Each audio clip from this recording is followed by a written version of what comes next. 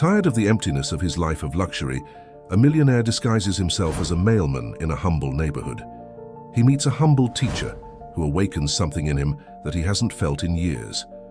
Unaware of his true identity, her mother treats him with coldness and disdain.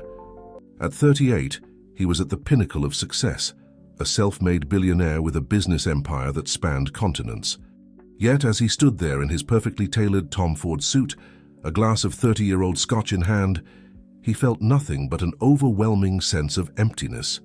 The penthouse was silent save for the soft hum of the central air conditioning. It was a space designed to impress with its minimalist decor, priceless art pieces, and state-of-the-art technology.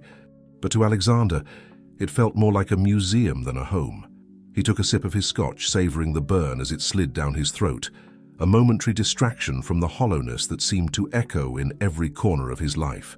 His phone buzzed insistently on the marble countertop of the kitchen island. Alexander ignored it, knowing it was probably his assistant, reminding him of the charity gala he was supposed to attend that evening. Another night of fake smiles, insincere handshakes, and vapid conversations about stock prices and mergers. The thought alone made him feel suffocated. He loosened his tie and walked over to his home office, a space dominated by a large mahogany desk and walls lined with awards and accolades. Each plaque and trophy told a story of his meteoric rise in the business world. Forbes Entrepreneur of the Year, Time Magazine's 100 Most Influential People, the Presidential Medal of Freedom for his philanthropic work. Yet as he looked at them now, they seemed to mock him, shiny reminders of a success that felt increasingly hollow. Alexander sank into his leather chair, swiveling to face the wall of achievements. His mind wandered to the day he received his first major business award. He had been elated, feeling like he had finally proven himself to the world, to his parents who had doubted his decision to drop out of college and start his own company. Now, a decade and a half later, that excitement had faded into a dull ache of dissatisfaction. He reached for a framed photo on his desk, one of the few personal items in the entire penthouse. It showed a younger version of himself, standing next to his parents at his college graduation. His father's arm was around his shoulders, a rare display of affection, while his mother beamed with pride. Alexander traced the outline of their faces with his finger, a lump forming in his throat. They had passed away in a car accident just a year after this photo was taken, never getting to see the empire their son would build. "What would you think of me now?" he whispered to the photo. "Would you be proud of what I've become, or would you see through this facade like I do?" The buzzing of his phone interrupted his reverie. With a sigh, he picked it up, seeing multiple missed calls and messages from his assistant Jessica. "Mr. Blackwood, the car is waiting downstairs. The gala starts in an hour, and you're expected to give the opening speech," read the latest message. Alexander stared at the screen, feeling a sudden urge to throw the phone across the room. Instead, he took a deep breath and typed out a reply. "Cancel everything, I'm not feeling well." He hit send before he could second-guess himself, then turned off the phone completely. The silence that followed felt liberating. For the first time in years, he had no obligations, no expectations to meet, even if just for one night. Walking back to the living room, Alexander caught his reflection in a large mirror. He hardly recognized the man staring back at him. His dark hair was perfectly styled, his jawline sharp, his blue eyes clear and piercing. But there was something missing, a spark that had long since faded. "Who are you?" he asked his reflection. "What do you really want?" The questions hung in the air, unanswered. Alexander had spent so long being what others expected him to be, the brilliant entrepreneur, the generous philanthropist, the eligible bachelor, that he had lost sight of his true self. He walked back to the windows, looking down at the bustling streets below. People scurried about like ants, each caught up in their own lives, their own struggles and dreams. For a moment, Alexander envied them. Despite the hardships they might face, at least they had a sense of purpose, a reason to wake up each morning. As he stood there, contemplating the vast city spread out before him, a sudden, wild idea took root in his mind. What if he could step out of this gilded cage, even for a little while?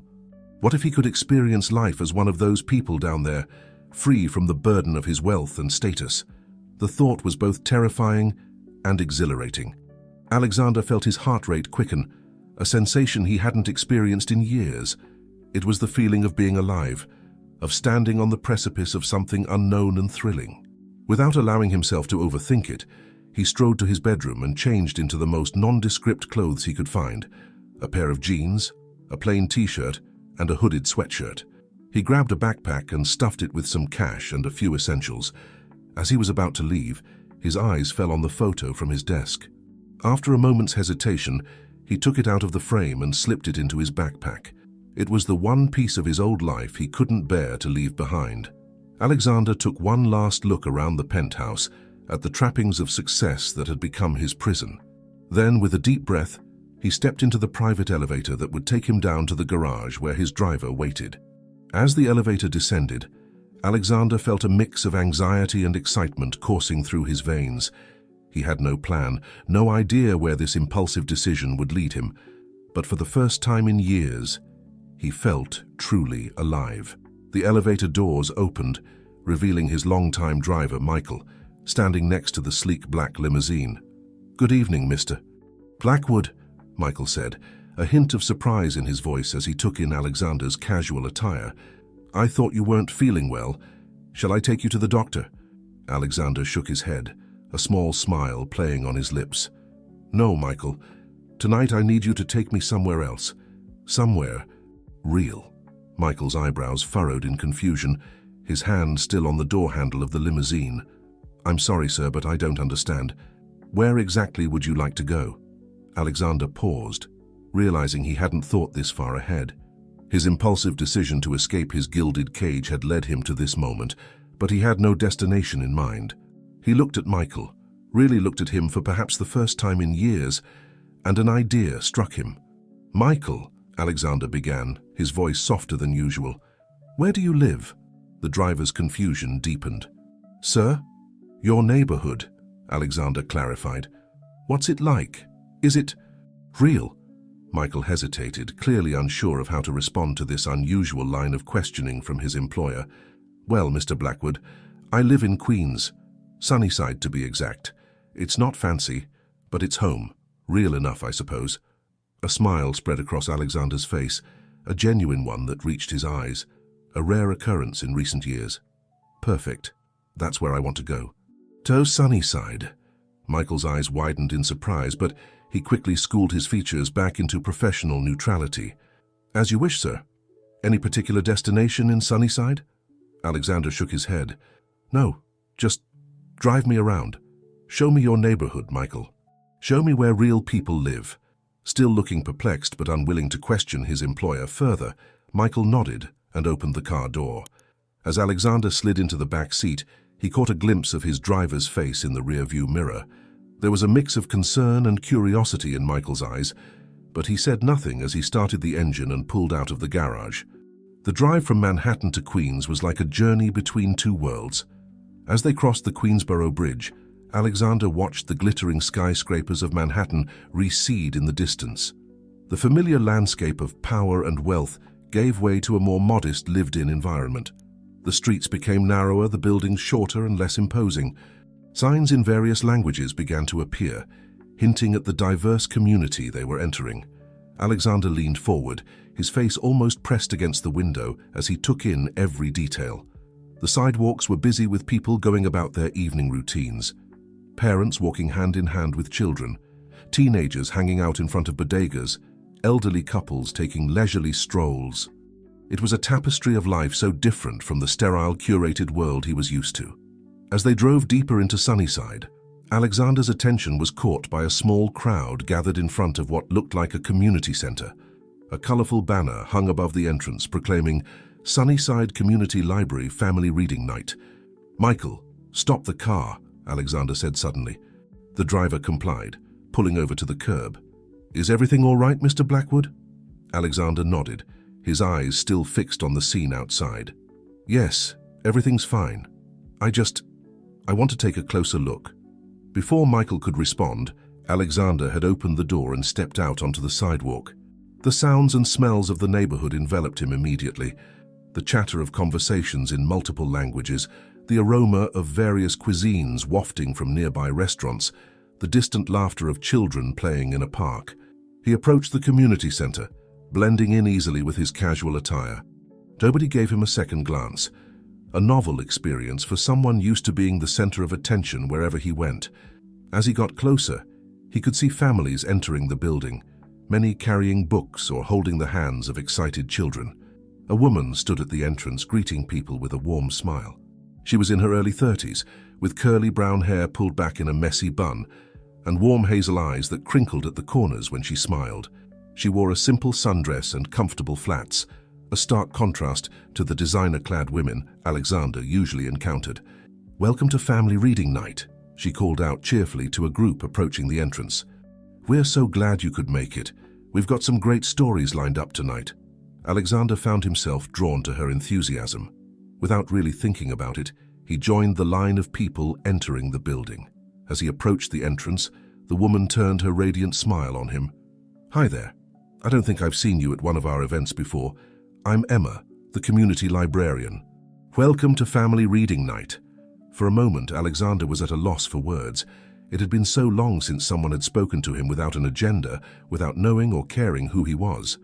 "I'm Alex," he said, using a shortened version of his name that felt more fitting for this new persona he was trying on. "I'm new to the neighborhood. This looked interesting." Emma's smile widened. "Well, Alex, you're in for a treat. We've got local authors reading their work, a puppet show for the kids, and even a poetry slam later for the adults. Why don't you come in and see for yourself?" Alexander nodded, returning her smile with a tentative one of his own. As he stepped into the community center, he felt as though he was crossing a threshold into a different world. The interior was modest but welcoming, with cheerful posters promoting reading and education covering the walls. The main room was filled with folding chairs arranged in a semicircle around a small stage. People of all ages were settling in, an excited buzz of conversation filling the air. He found an empty chair near the back and sat down, his eyes roaming over the diverse crowd. There were families with young children, elderly couples, teenagers, and everything in between. The sense of community was palpable, something Alexander realized he had been missing in his life for a long time. As the event began, with Emma introducing the first reader, Alexander found himself captivated. The stories shared were not polished bestsellers or academic tomes, but honest, heartfelt tales of everyday life, love, struggle, and triumph. He listened to a young girl nervously read a poem about her immigrant grandmother's courage, an elderly man share a humorous anecdote about his first job, and a middle-aged woman read a chapter from her novel in progress about finding love later in life. Each story resonated with Alexander in a way he hadn't expected. These were not the carefully crafted narratives of the business world or the superficial small talk of high society events. They were raw, real glimpses into the lives of ordinary people, filled with a passion and authenticity that moved him deeply. As the evening progressed, Alexander found himself relaxing, laughing along with the crowd at the funny moments, and feeling a lump in his throat during the more poignant readings. For the first time in years, he felt connected to something larger than himself, part of a community that valued stories and human connection over status and wealth. During a brief intermission, Alexander overheard a conversation between two elderly women sitting nearby. "It's such a shame," one of them was saying, shaking her head sadly. "Emma puts her heart and soul into this place, but I heard the funding's being cut again. I don't know how much longer she can keep it going." The other woman nodded in agreement. "It's not right. This library is the heart of our community. What will happen to all these children if it closes? Where will they go after school? Who will help them with their homework and encourage them to read?" Alexander felt a pang in his chest. He looked towards the front of the room where Emma was chatting animatedly with a group of children, her face alight with genuine joy. The stark contrast between the warmth and vitality of this place and the cold, empty luxury of his penthouse struck him forcefully. As the event drew to a close, Alexander remained in his seat, lost in thought. The room gradually emptied, but he barely noticed, his mind whirling with new ideas and emotions he couldn't quite name. "Did you enjoy the event?" The voice startled him out of his reverie. He looked up to see Emma standing next to his chair, her smile as warm as ever despite the tiredness evident in her eyes. Yes," Alexander said, surprised by the sincerity in his own voice. "It was wonderful. Thank you for organizing it." Emma's smile widened. "I'm glad you liked it. We try to do these events regularly. It's so important to foster a love of reading and storytelling in the community. She paused, a shadow passing over her face. Though I'm not sure how many more we'll be able to do. Alexander felt an unexpected urge to help, to do something, anything, to ensure that this vibrant community space could continue. But he held back, aware that he was just Alex here, a newcomer to the neighborhood, not Alexander Blackwood, the billionaire who could solve the problem with a single phone call. That's a shame, he managed to say. This seems like such a valuable resource for the community. Emma nodded, her expression a mix of determination and worry. It is, but we'll find a way. We always do. She glanced at her watch. Oh, I'm sorry, I didn't realize how late it was. I need to start cleaning up. It was nice meeting you, Alex. I hope we'll see you at Emma's words hung in the air as she hurried off to begin the cleanup process. Alexander sat there for a moment, watching as she moved around the room, straightening chairs and gathering discarded programs. Her energy seemed inexhaustible, even after hours of coordinating the event. Without thinking, Alexander stood up and began to help, picking up stray cups and papers. Emma looked up, surprise evident on her face. "Oh, you don't have to do that," she said, but the gratitude in her voice was clear. Alexander shrugged, offering a small smile. "I want to. It's the least I can do after such a great evening." As they worked side by side, Alexander found himself stealing glances at Emma. There was something about her that intrigued him, a passion and dedication that seemed to radiate from her very being. It was so different from the calculated ambition he was used to in his corporate world. "So, Alex," Emma said as they folded the last of the chairs, "what brings you to Sunnyside? You mentioned you're new to the neighborhood." Alexander hesitated, realizing he hadn't thought through his cover story. I'm taking some time off," he said finally, deciding to stick as close to the truth as possible. "Needed a change of scenery, you know." Emma nodded understandingly. "Sometimes a fresh start is exactly what we need." "Well, you couldn't have picked a better place. Sunnyside might not be glamorous, but it's got heart." "I can see that," Alexander replied, thinking of the warmth and community spirit he'd witnessed that evening. "This library, it seems to be a big part of that heart." A shadow passed over Emma's face, but she quickly masked it with a smile. "It is. We try our best to be a hub for the community, especially for the kids. Speaking of which," she glanced at her watch and her eyes widened. "Oh no, is that the time? I'm sorry, Alex, but I've got to lock up.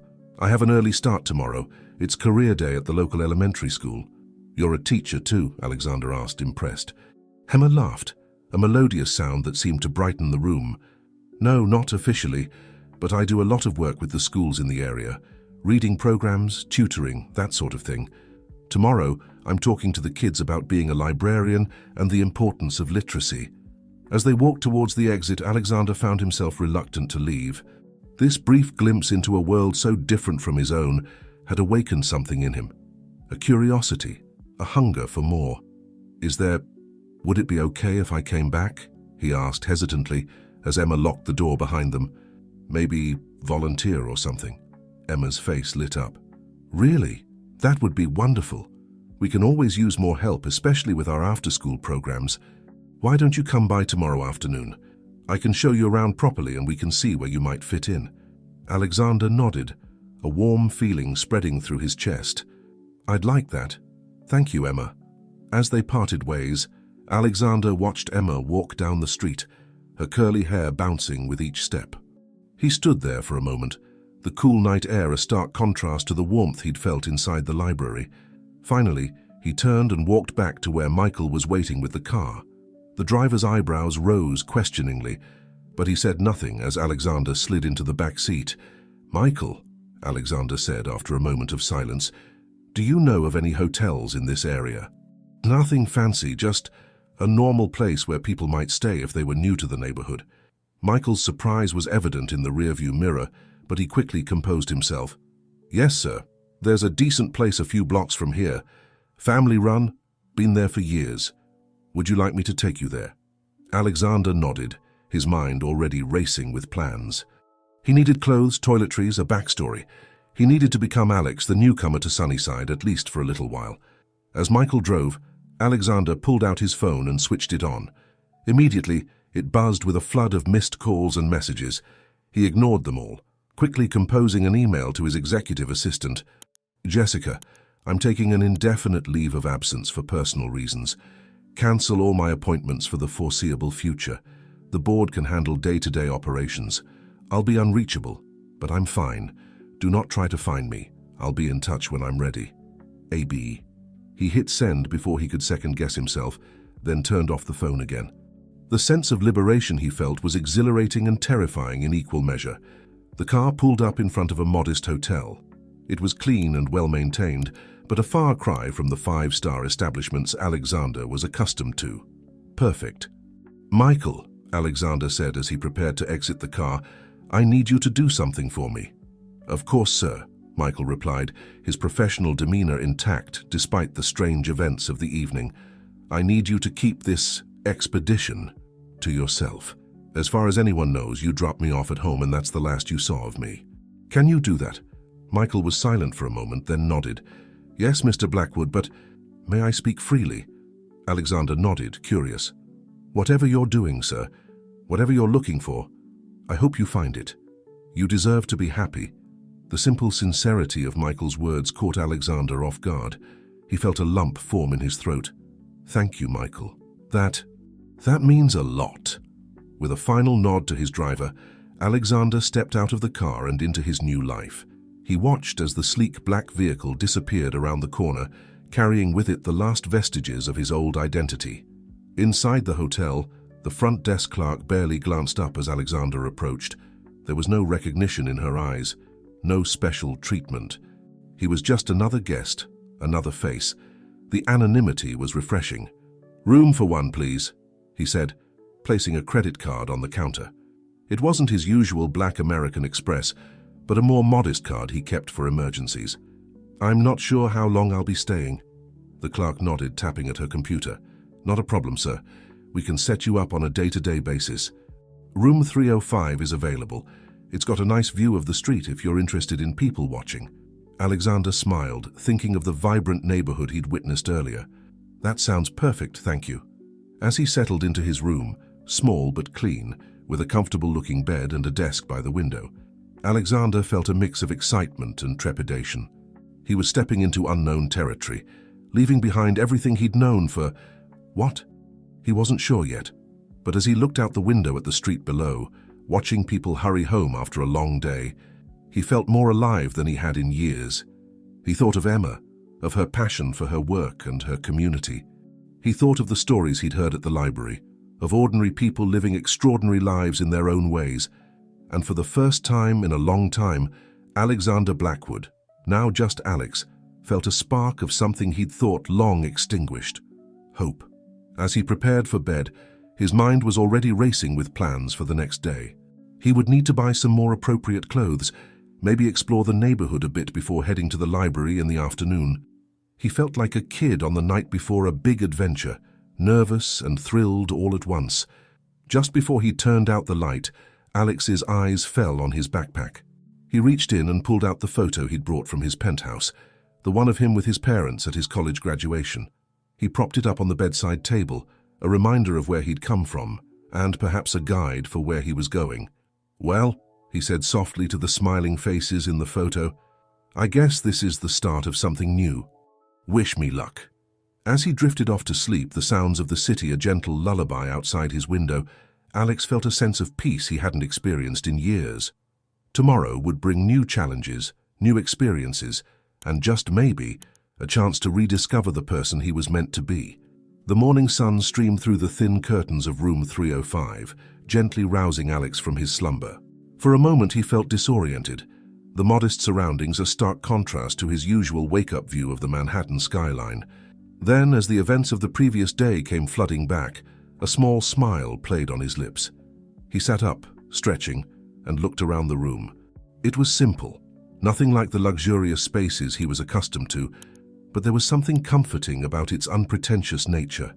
The photo of his parents smiled at him from the bedside table, a bridge between his past and this uncertain new present. Well, he murmured to himself, time to start this adventure properly. After a quick shower, Alex realized he had a problem. He had no clean clothes besides the ones he'd worn yesterday. Deciding that his first order of business would be to rectify this situation, he headed out into the bustling streets of Sunnyside. The neighborhood was alive with morning activity.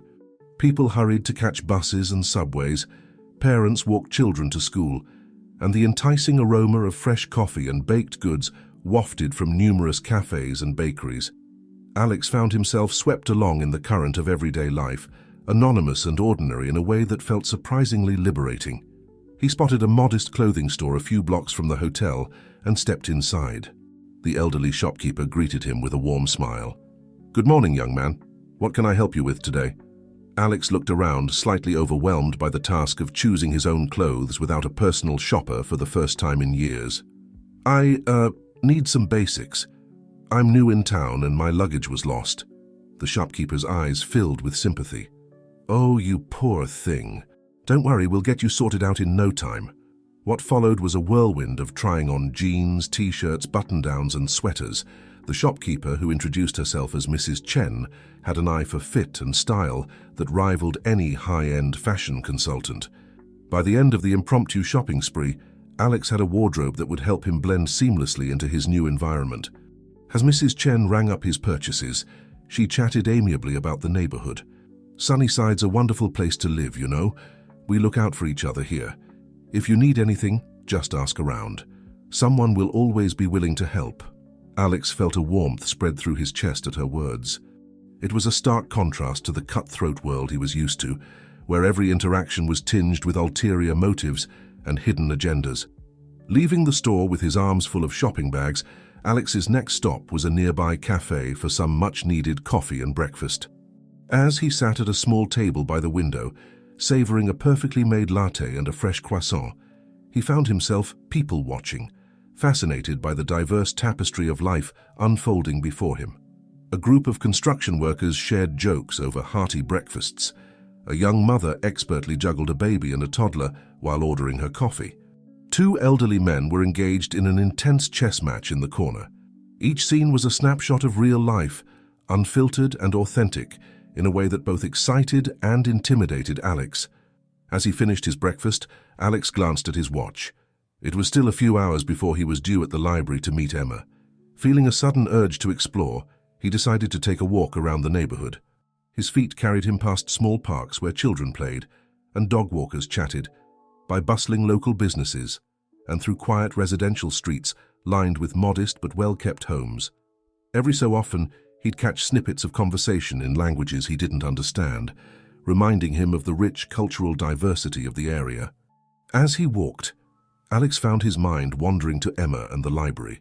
The passion she had shown for her work and her community had struck a chord in him. When was the last time he had felt that kind of enthusiasm for anything? His business successes had long since become routine, each new achievement feeling hollow and unsatisfying. Lost in thought, Alex almost missed the small second-hand bookstore tucked between a laundromat and a deli. Something about the quaint shop front drew him in. The bell above the door tinkled softly as he entered, announcing his presence to the empty shop. "Be with you in a moment," called a voice from the back. Alex browsed the crowded shelves, inhaling the comforting scent of old books. His fingers trailed along the spines, pausing on titles that caught his eye. He found himself in the classics section, pulling out a worn copy of To Kill a Mockingbird. "Ah, excellent choice," said a voice behind him. Alex turned to see an older man with kind eyes behind thick glasses. "Harper Lee's masterpiece. Have you read it before?" Alex nodded, a memory surfacing of reading the book in high school. "Yes, but it's been a long time." The shopkeeper smiled.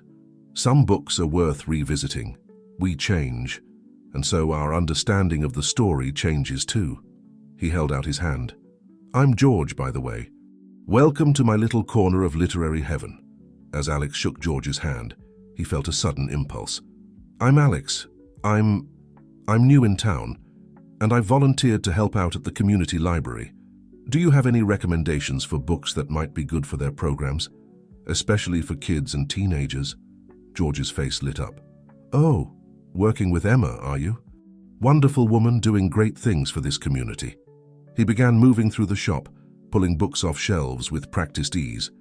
"Now, for the younger kids, you can't go wrong with Dr. Seuss and Roald Dahl. For the older ones, How about some Sherman Alexie or Judy Blume? Oh, and of course we must include some diverse voices. Before he knew it, Alex was leaving the shop with a stack of books and a head full of George's enthusiastic recommendations. The genuine passion the old bookseller had shown for literature and for helping the community library had been infectious. As he made his way back to the hotel to drop off his purchases before heading to the library, Alex felt a growing sense of anticipation. For the first time in years, he was stepping into a situation where he was neither expert nor leader. He would be learning, helping, possibly even making mistakes. The thought was both terrifying and exhilarating. Changing into some of his new clothes, a simple blue button-down shirt and comfortable jeans, Alex gathered the books he'd bought and headed towards the library. As he walked, he rehearsed what he might say to Emma, how he might explain his sudden desire to volunteer without revealing too much about his true identity. The community center came into view, looking somehow both smaller and more significant in the daylight. Alex paused for a moment, taking a deep breath. He was about to step into a world so different from the one he knew, with no idea where this path might lead him. As he approached the entrance, he saw Emma through the window, gesturing animatedly as she spoke to a group of children gathered around her. The sight brought a smile to his face and gave him the final push he needed.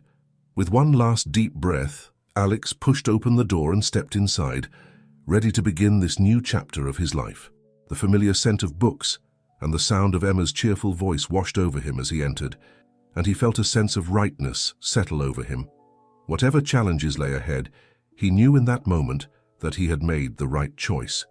Emma looked up as he entered, her face breaking into a warm smile of recognition. "Alex, you made it! Come on in, we're just finishing up our morning story time." As Alex moved further into the library, joining the circle of attentive children, he felt a sense of belonging that he hadn't experienced in years. He was no longer Alexander Blackwood, billionaire CEO. Here he was just Alex, a newcomer ready to learn and help, and for the first time in a long time, that felt like more than enough. As the last of the children filed out of the library, their excited chatter fading into the bustling sounds of the street outside, Emma turned to Alex with a bright smile. "Well, what did you think of story time?" Alex found himself returning her smile, the enthusiasm of the children still lingering in the air. "It was incredible," he said, surprised by the sincerity in his own voice. "The way you engaged with them, how their eyes lit up with each turn of the page. I've never seen anything quite like it." Emma's eyes sparkled with pride. "That's the magic of books, Alex. They have the power to transport us, to open up whole new worlds of possibility."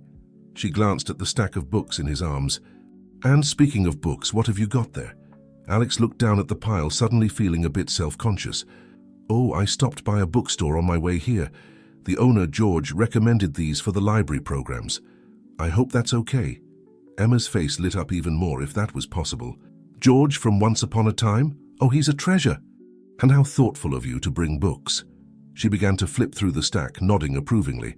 "These are perfect for our after-school reading program. Thank you, Alex. This is incredibly generous." Alex felt a warmth spread through his chest at her words. It was a feeling he hadn't experienced in a long time. The simple joy of doing something kind for others without any expectation of return. "Now," Emma said, setting the books aside, "let me give you a proper tour of our little haven here." As they walked through the library, Emma explained the various programs and services they offered. There was the after-school homework help, adult literacy classes, ESL programs for new immigrants, job search assistance, and so much more. Alex was amazed at how much this small community library managed to accomplish with such limited resources. "And this," Emma said, leading him to a small room at the back, "is our computer lab. We only have 5 computers, and they're a bit outdated, but they're always in use. For many in our community, this is their only access to the internet." Alex looked at the old machines, his mind already whirring with ideas for upgrades and improvements. But he held his tongue, reminding himself that he was just Alex the volunteer, not Alexander the billionaire who could solve problems with a snap of his fingers. "So, Alex," Emma said, turning to face him, "where do you think you'd like to help out? We can always use extra hands with the children's programs, or if you're more comfortable with adults, we have our literacy classes." Alex hesitated for a moment. In his old life, he was used to being in charge. making decisions that affected thousands of lives. But here he was a novice, unsure of where he could be most useful. I'm not sure, he admitted. Where do you need me most? Emma's smile softened. How about we start you with our after-school program? It's a mix of homework help and reading time. The kids are great, and I think you'd enjoy it. Alex nodded, feeling a mix of excitement and nervousness. That sounds perfect. For the next few hours, Alex found himself immersed in a world he had never known existed. He helped a young girl named Maria struggle through her math homework, his heart swelling with pride when she finally grasped the concept of long division. He listened as a boy named Jamal proudly read aloud from Charlotte's Web, stumbling over some words but pressing on with determination. As the afternoon wore on, Alex found himself relaxing into his role. The children's enthusiasm was infectious, their curiosity boundless. He found himself thinking of his own childhood, of the love of learning his parents had instilled in him before the pursuit of success had overshadowed everything else. During a quiet moment, as the children were engrossed in their books, Emma sidled up to Alex. "You're a natural," she said softly. "The kids really seem to like you." Alex felt a flush of pleasure at her words. "They're amazing," he replied. "So eager to learn, so resilient. I had no idea." Emma nodded understandingly. "It's eye-opening, isn't it? These kids face so many challenges, but they keep pushing forward. That's why this place is so important. It's not just about books. It's about giving them a safe space to grow, to dream." As she spoke, Alex noticed the passion in her voice, the way her eyes lit up. He found himself wondering about her story, what had led her to dedicate her life to this community. Before he could ask, however, they were interrupted by a commotion at the front of the library. A man in his late 30s had burst in, his face flushed with anger. "Emma, we need to talk now." Emma's face fell, her earlier enthusiasm replaced by a look of resigned frustration. "I'm sorry, Alex. I need to deal with this. Can you keep an eye on the kids for a moment?" Alex nodded, watching with concern as Emma hurried to intercept the agitated man. They spoke in hushed but heated tones, their body language tense. Alex couldn't make out the words, but he could see the strain on Emma's face, the way her shoulders slumped as the man gesticulated wildly. After what seemed like an eternity, the man stormed out, leaving Emma looking deflated. She took a moment to compose herself before returning to the children's area, her smile back in place, but not quite reaching her eyes. "Everything okay?" Alex asked quietly as she rejoined him.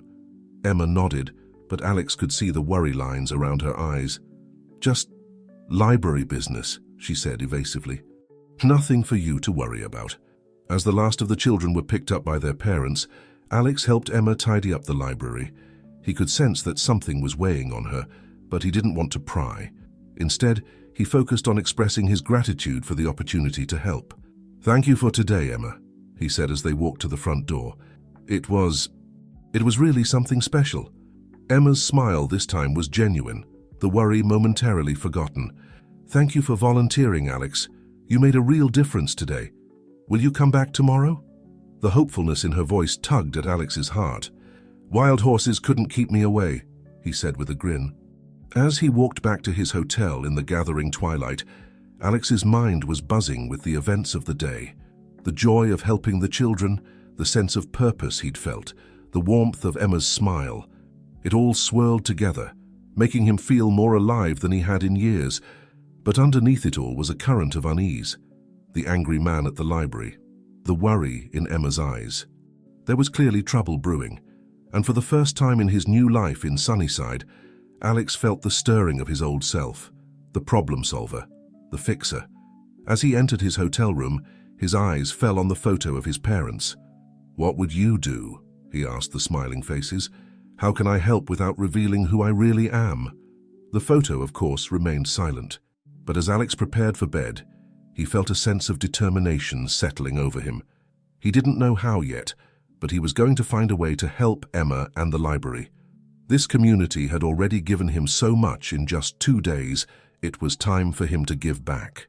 As he drifted off to sleep, Alex's dreams were filled with the laughter of children, the rustle of pages turning, and the warm, encouraging smile of a certain librarian who was quickly becoming the center of his new world. The next few days fell into a rhythm for Alex. one that felt both foreign and strangely comfortable. Each morning, he'd wake up in his modest hotel room, have breakfast at the local cafe where the staff now greeted him by name, and then make his way to the library. The hours he spent there were filled with the chatter of children, the rustle of pages, and the warm presence of Emma. On this particular morning, Alex arrived at the library to find Emma already deep in conversation with an elderly woman. As he approached, he could see the worry lines etched on Emma's face. "I'm so sorry, Mrs. Gonzalez," Emma was saying, her voice filled with genuine concern. "We'll try to find a solution, I promise." The older woman patted Emma's hand. "I know you will, dear. You always do your best for us." As Mrs. Gonzalez left, Emma turned to Alex, attempting to mask her concern with a smile. "Good morning, Alex. Ready for another day of adventure in the world of books?" Alex nodded, but his eyes were searching Emma's face. "Is everything okay? You seem worried." Emma hesitated for a moment, then sighed. It's complicated. Mrs. Gonzalez is one of our regulars. She comes to our adult literacy classes, but she's been having trouble getting here lately. The bus route that goes by her house was cut due to budget constraints." "That's terrible," Alex said, feeling a pang in his chest. In his old life, he wouldn't have given a second thought to something as mundane as a bus route. Now he was beginning to understand how such seemingly small things could have a profound impact on people's lives. Emma nodded, her eyes distant. "It's not just Mrs. Gonzalez. A lot of our community members rely on public transportation to get here. With the recent cuts, we've seen a drop in attendance for many of our programs." Alex's mind was already whirring with potential solutions, organizing a carpool system perhaps, or even funding a private shuttle. But he bit his tongue, reminding himself that he was just Alex the volunteer, not Alexander the problem-solving CEO. "Is there anything we can do?" he asked instead. Emma's smile was tinged with sadness. "We're trying. We've started a petition to restore the bus routes, but, well, let's just say the city has other priorities." Before Alex could respond, they were interrupted by the arrival of the first wave of after-school children. Emma's demeanor changed instantly, her warm smile back in place as she greeted each child by name. As they settled into the routine of homework help and reading time, Alex found his thoughts drifting back to the problem at hand. He watched as Emma moved from child to child, offering encouragement and support, her earlier worries hidden behind a mask of cheerful efficiency. During a lull in activities, Alex found himself near the computer lab. He overheard two teenagers talking in frustrated tones. "Man, this is useless," one of them was saying. "How are we supposed to do our research project on these dinosaurs?" Alex glanced at the outdated machines, remembering Emma's words about them being the only internet access for many in the community. Another problem that could be easily solved with money he had in abundance but couldn't use without revealing his true identity. As the day wore on, Alex became increasingly aware of the myriad challenges facing the library and its patrons. A single mother struggling to find childcare so she could attend ESL classes. A group of middle schoolers sharing a single textbook for their science project. An elderly man who couldn't read the fine print on his medication labels. Each story tugged at Alex's heart, making him acutely aware of the privilege he had taken for granted for so long. But more than that, he found himself in awe of Emma and the other library staff who faced these challenges day after day with unwavering dedication. As the library was closing up for the day, Alex noticed Emma in her office, poring over what looked like financial documents. Her brow was furrowed, her usually cheerful demeanor replaced by a look of intense concentration and worry. "Emma?" he called softly, knocking on the open door. "Can I help with anything?" She looked up, startled, then quickly shuffled the papers into a folder. "Oh, Alex, no, it's fine. Just some boring administrative stuff." But Alex had caught a glimpse of the documents. Budget reports, grant applications, and what looked like a notice of funding cuts. The pieces were starting to come together in his mind, painting a picture of a community resource struggling to stay afloat. "Emma," he said gently, "I know we haven't known each other long, but if there's anything I can do to help, anything at all, please let me know." For a moment, Emma's carefully maintained composure cracked. She looked at Alex, her eyes filled with a mix of gratitude and something else, a deep, bone-weary exhaustion. "Thank you, Alex," she said softly.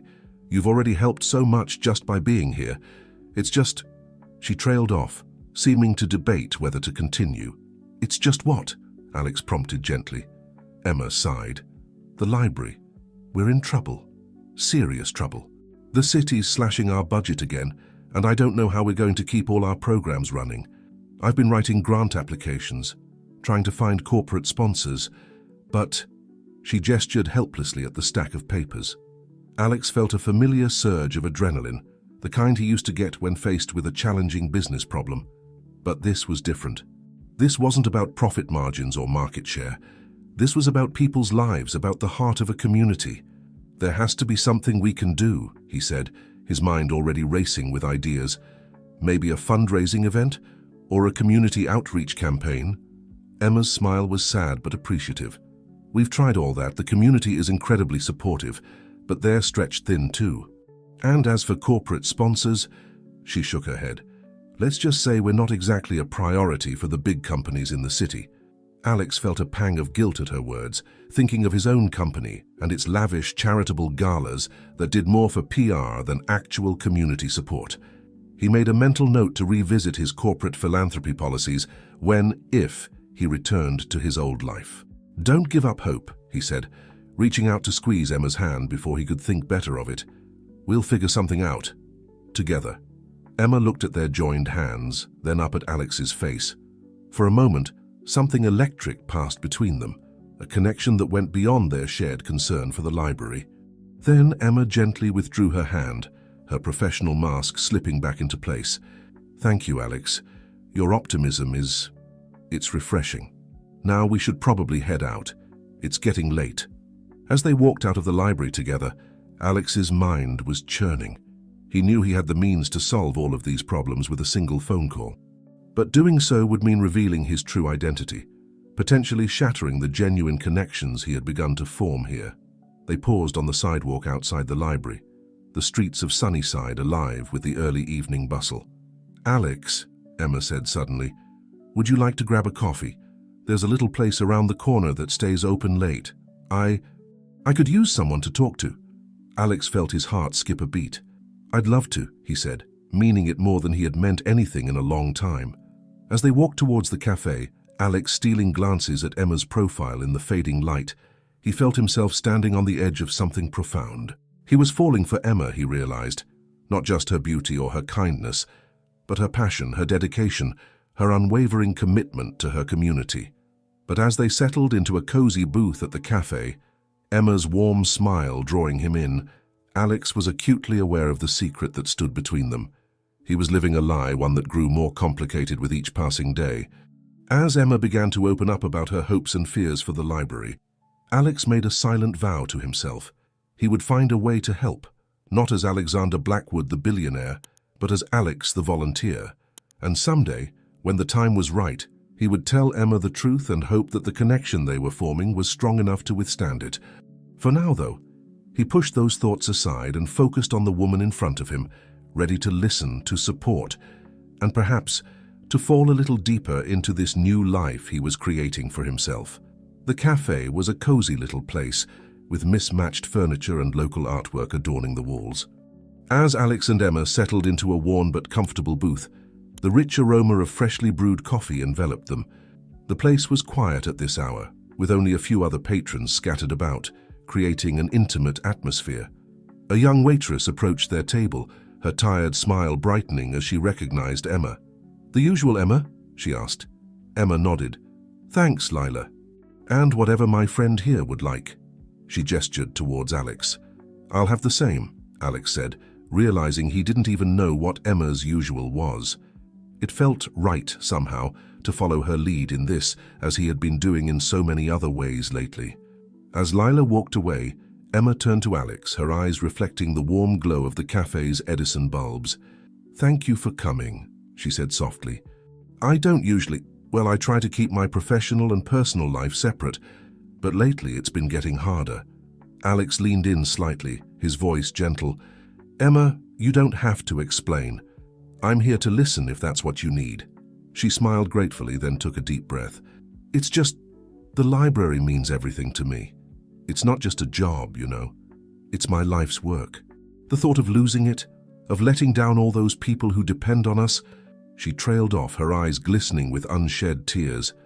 Alex felt an overwhelming urge to reach out and take her hand, to promise her that everything would be okay.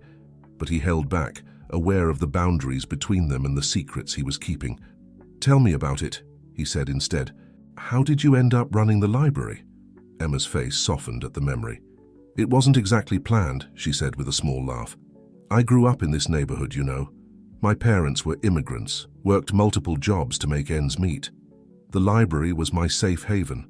I'd spend hours here after school reading everything I could get my hands on." She paused as Lila returned with their coffees, rich, aromatic lattes with intricate leaf designs in the foam. Emma took a sip before continuing. "There was a librarian back then, Mrs. Perez. She took me under her wing, encouraged my love of reading. When I went to college, I'd come back during breaks to volunteer. And then when Mrs. Perez retired, she recommended me for the job. I was only 24, fresh out of my master's program. I had no idea what I was getting into." Alex listened, enthralled. He could picture a younger Emma, full of idealism and passion, taking on this enormous responsibility. "It must have been challenging," he said. Emma nodded. "Oh, it was. Still is. But it's also incredibly rewarding. Every time I see a child's eyes light up when they finish their first book, or when an adult learner writes their name for the first time, it makes all the struggles worthwhile."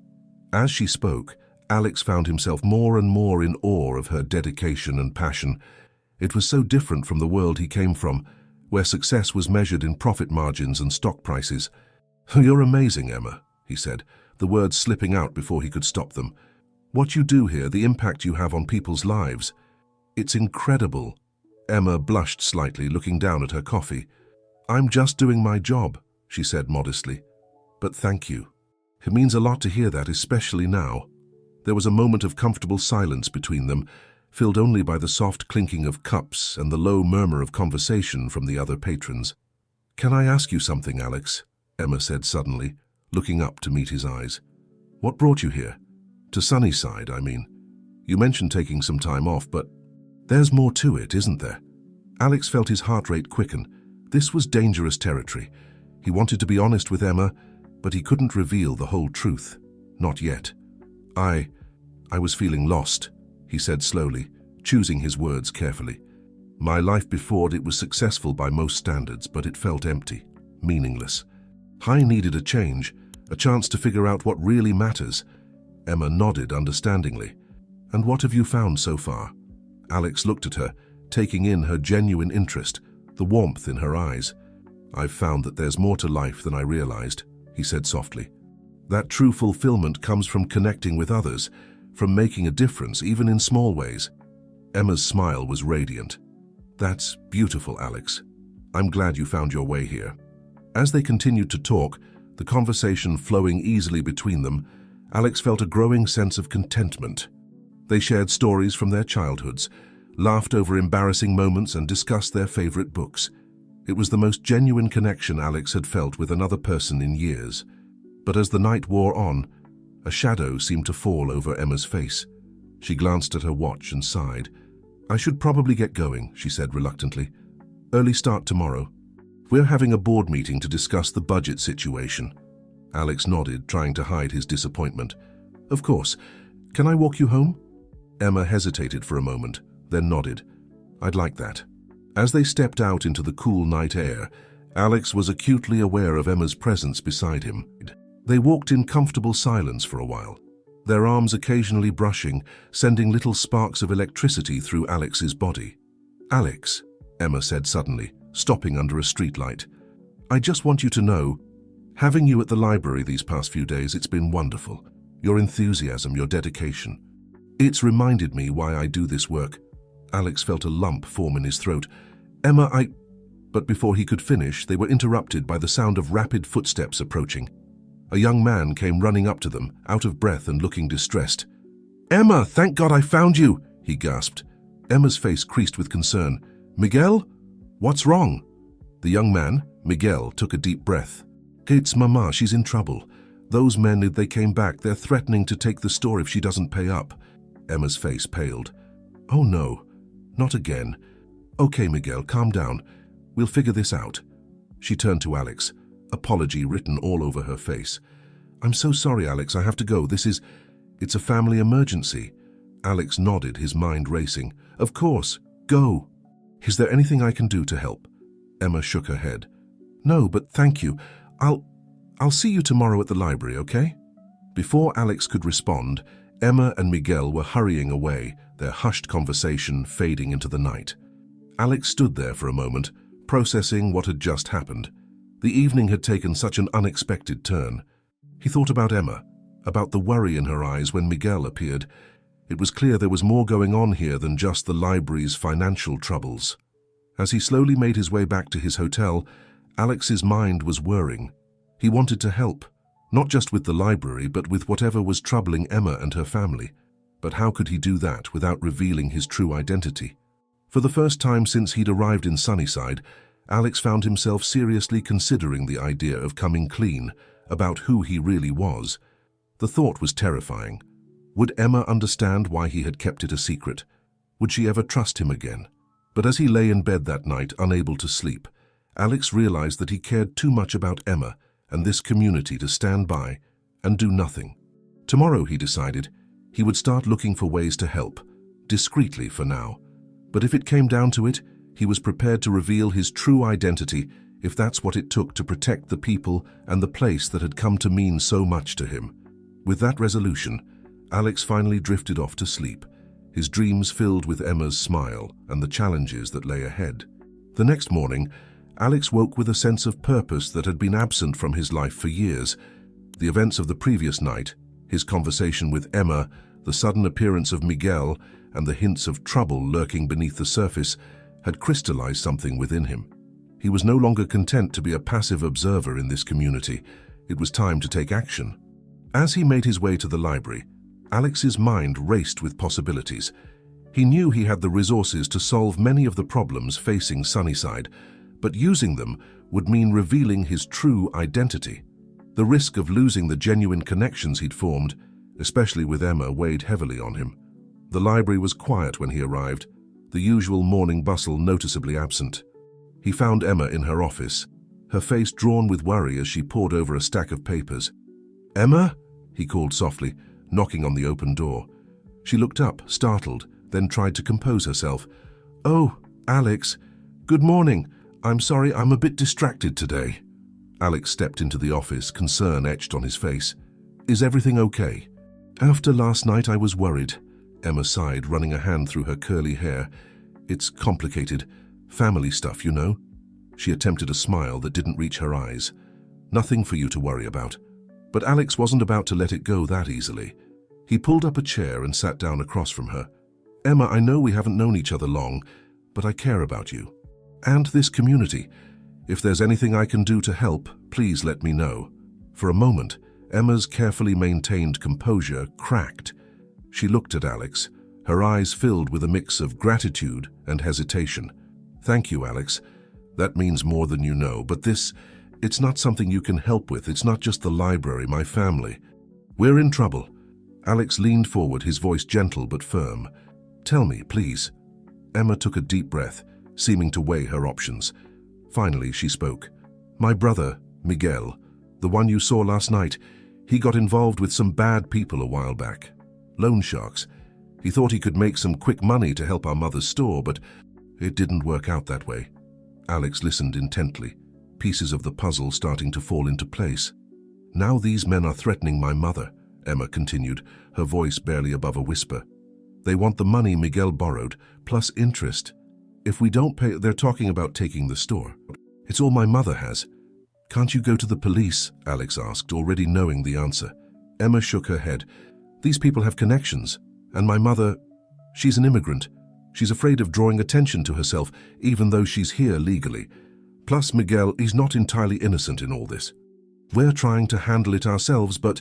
She trailed off, the weight of her worries evident in her slumped shoulders. Alex felt a surge of protective anger. The idea of Emma and her family being threatened, of this wonderful community being preyed upon by criminals, made his blood boil. In that moment, he made a decision. "Emma," he said, his voice steady, "I want to help. Not just with the library, but with this too. I have resources, connections. I might be able to do something." Emma looked at him, confusion and a hint of suspicion in her eyes. Resources? Connections? Alex, what are you talking about? You're a volunteer who just arrived in town. How could you possibly— This was it, the moment of truth. Alex took a deep breath, steeling himself for what he was about to do. Emma, there's something I need to tell you. I haven't been entirely honest about who I am. But before he could continue, they were interrupted by a commotion in the main area of the library. Raised voices and the sound of something crashing to the floor broke the tension in the office. Emma was on her feet in an instant, rushing out to see what was happening.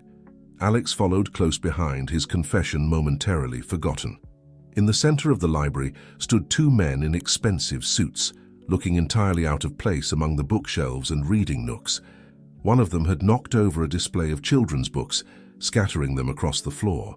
Miguel was there too, his face pale with fear as he stood protectively in front of an older woman who could only be Emma and Miguel's mother. "Where's our money, kid?" one of the men was saying, his voice low and menacing. "Time's up. We've been patient, but now we need to see some cash." Emma rushed forward, placing herself between the men and her family. "This is a library," she said, her voice trembling slightly but firm. "I'm going to have to ask you to leave." The other man laughed, a cold sound devoid of humor. "Oh, we'll leave, as soon as we get what we came for. Unless you want us to start taking collateral." His eyes roamed over the library's meager resources, lingering on the outdated computers. Alex felt a familiar surge of adrenaline, the kind he used to get when facing down tough business competitors. But this was different. This wasn't about market share or profit margins. This was about protecting people he had come to care about deeply. Without thinking, he stepped forward, placing a hand on Emma's shoulder and gently moving her aside. He faced the two men, drawing himself up to his full height, his voice taking on the authoritative tone he had used in countless boardrooms. "Gentlemen," he said, his eyes cold and his voice steely, "I suggest you leave now. Whatever business you have here, it's over." The men looked at him, momentarily taken aback by his confident demeanor. Then the first one sneered. "And who the hell are you?" Alex paused for a fraction of a second. He could feel Emma's eyes on him, could sense the confusion and fear radiating from Miguel and his mother. In that moment, he knew there was no going back. "My name," he said clearly, "is Alexander Blackwood, and I'm about to become your worst nightmare." The effect was immediate. The men's eyes widened in recognition, their bravado faltering. Even Emma gasped softly behind him. "Blackwood?" the second man said, his voice suddenly uncertain. As in the CEO of Blackwood Enterprises," Alex confirmed, his gaze unwavering. "Now, I don't know who you work for, but I can guarantee that by this time tomorrow I will. And trust me when I say that you do not want me as an enemy." He took a step closer, his voice dropping to a menacing whisper. "So here's what's going to happen. You're going to leave this library, and you're going to forget about any debt you think you're owed. If I see you or anyone associated with you anywhere near this family or this community again, I will use every resource at my disposal to make sure you regret it. Are we clear?" The men nodded, their earlier bravado completely evaporated. Without another word, they turned and hurried out of the library, the door slamming behind them. For a moment there was complete silence in the library. Then slowly, Alex turned to face Emma and her family. The looks on their faces, shock, confusion, and in Emma's case a hint of betrayal, made his heart sink. I can explain," he began, but Emma held up a hand, silencing him. "Not here," she said, her voice tight with emotion. "Not now. I need some time to process this." Alex nodded, understanding but hating the distance he could already feel growing between them. "Of course. I'll go.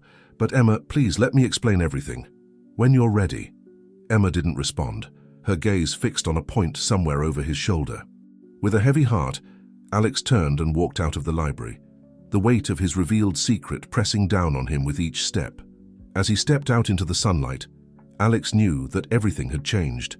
His carefully constructed new life in Sunnyside had been shattered in an instant. But as he walked away from the library, he also felt a strange sense of relief. The truth was out now, for better or worse. The only question that remained was whether the connections he had formed, especially with Emma, were strong enough to withstand the revelation of his true identity.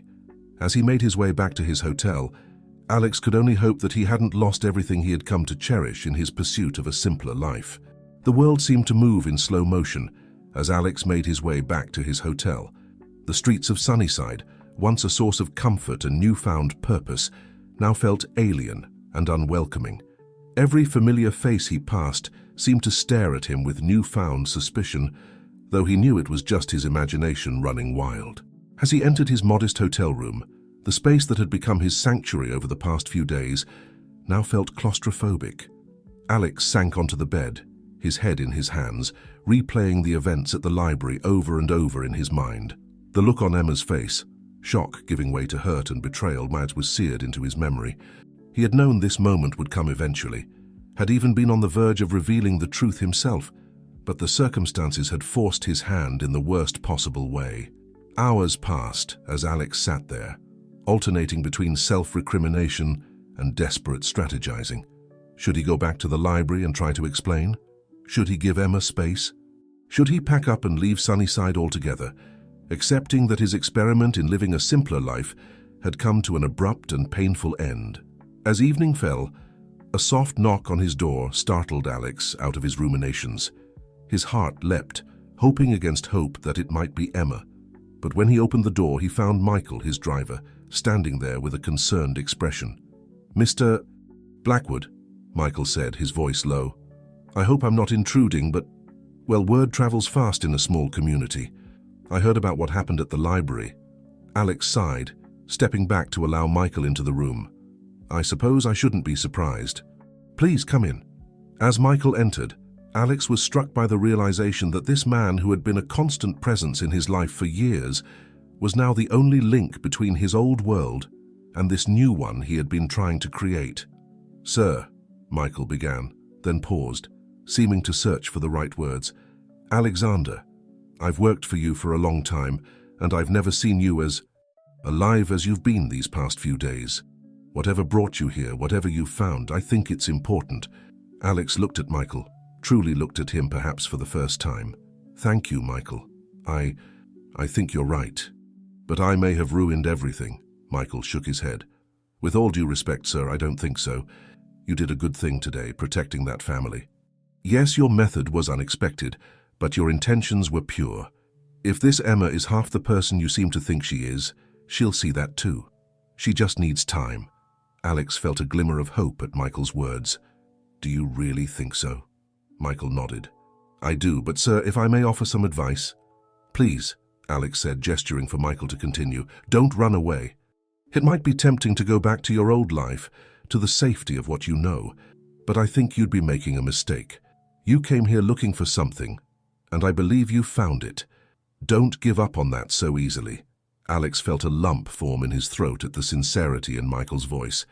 "I don't intend to," he said softly. "Thank you, Michael, for everything." After Michael left, Alex felt a renewed sense of determination. He wouldn't run away, wouldn't give up on the connections he'd made here. He would face the consequences of his actions and fight for the new life he'd begun to build. With that resolution in mind, Alex left his hotel room and stepped out into the cool evening air. He needed to clear his head, to strategize his next move.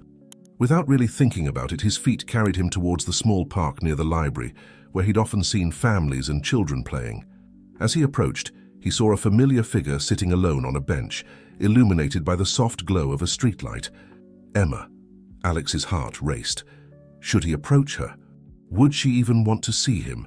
Before he could decide, Emma looked up and their eyes met. For a long moment, they simply stared at each other across the darkened park. Then, almost imperceptibly, Emma nodded.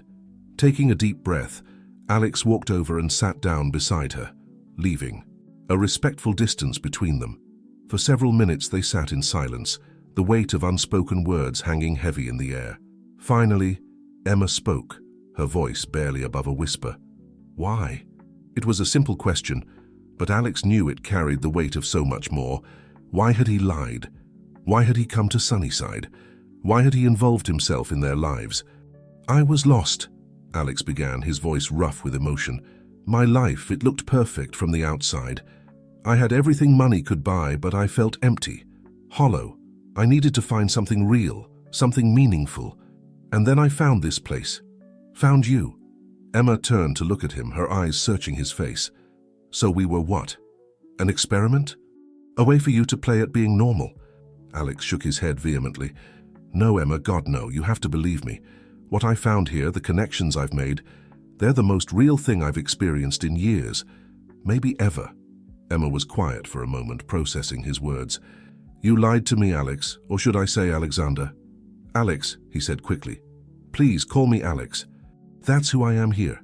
That's who I want to be. Emma sighed, running a hand through her hair. I don't know what to think, Alex.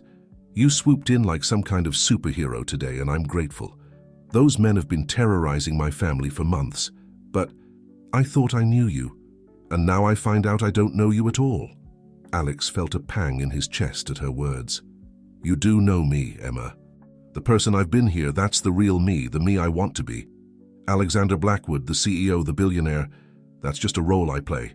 But Alex, the guy who's been helping at the library, who's been getting to know this community, that's who I really am. Emma was quiet for a long moment, her gaze fixed on the darkened playground in front of them. When she finally spoke, her voice was soft but firm. I need time, Alex. It's a lot to process. You have to understand, this library, this community, it's my whole world, and you've just turned that world upside down.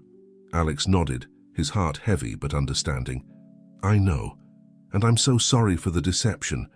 I never meant to hurt you or anyone else here. I got caught up in the simplicity of it all, in the joy of just being Alex, not Alexander Blackwood.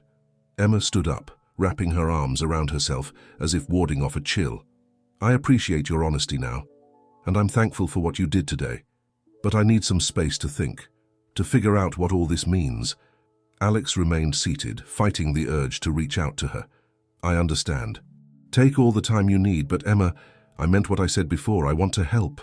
Not just with those men, but with the library, with the community, if you'll let me. Emma looked down at him, her expression unreadable in the dim light. I don't know, Alex. I really don't. But I'll think about it. Good night. With that, she turned and walked away, leaving Alex alone on the bench. He watched her go, his heart aching, but a small flame of hope still burning. She hadn't rejected him outright. She was willing to think about it. It wasn't much, but it was something.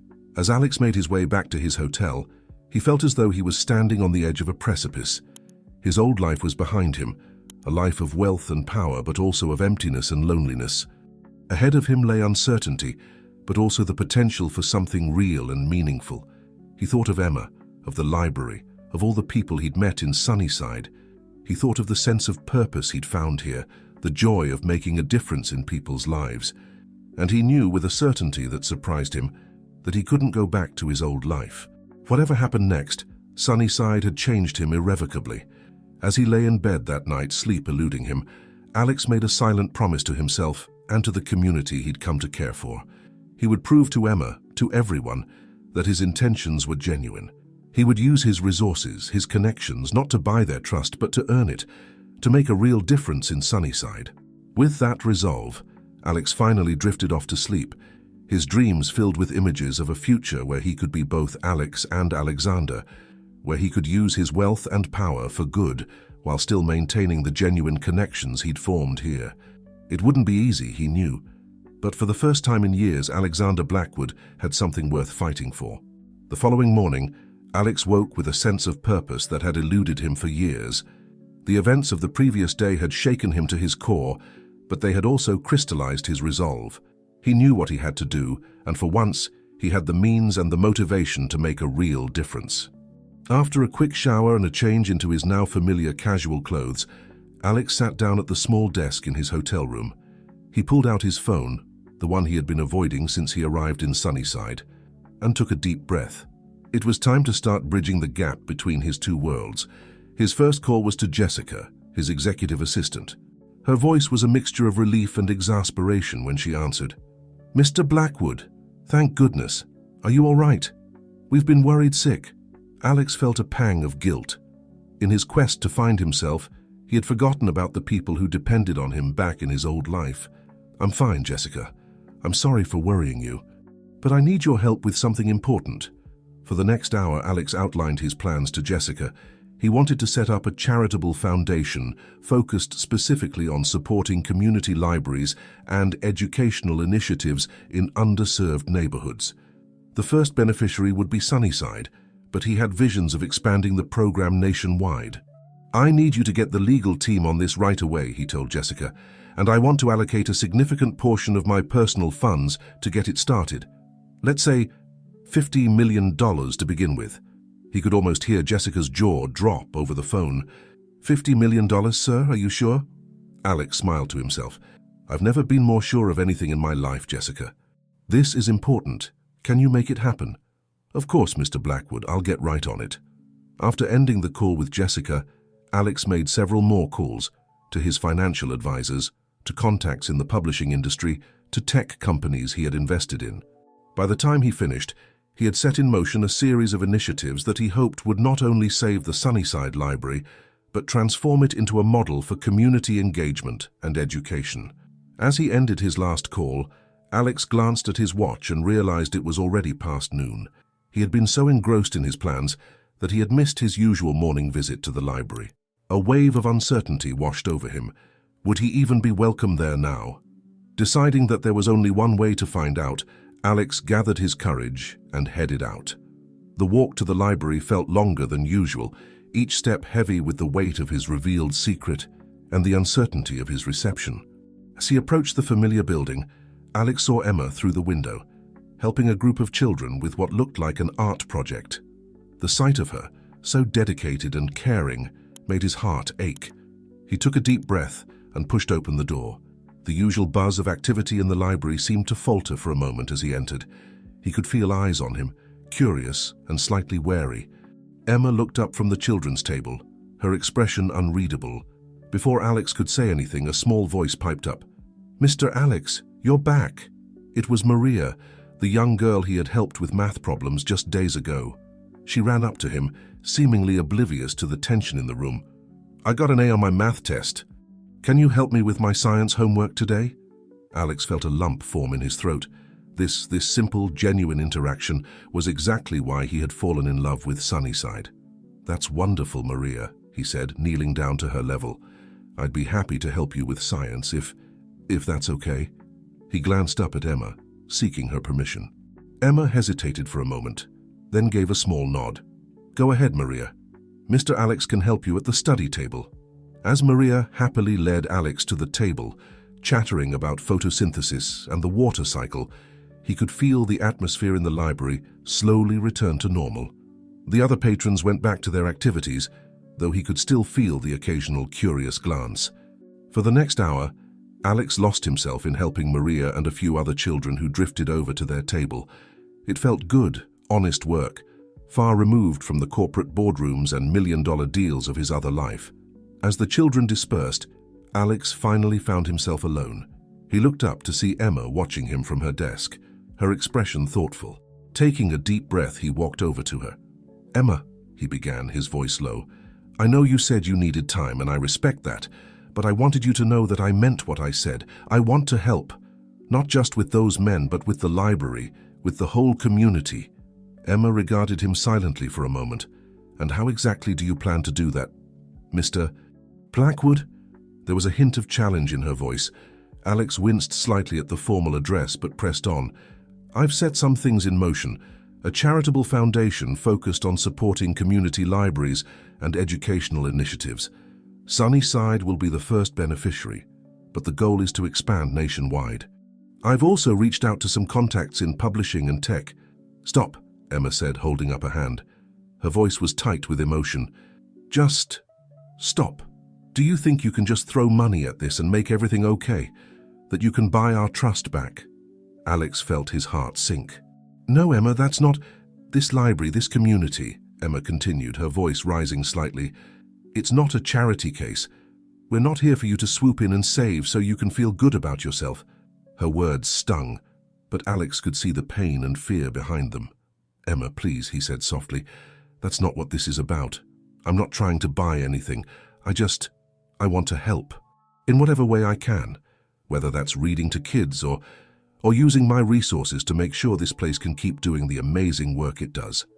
Emma was quiet for a long moment, studying his face. Finally, she sighed.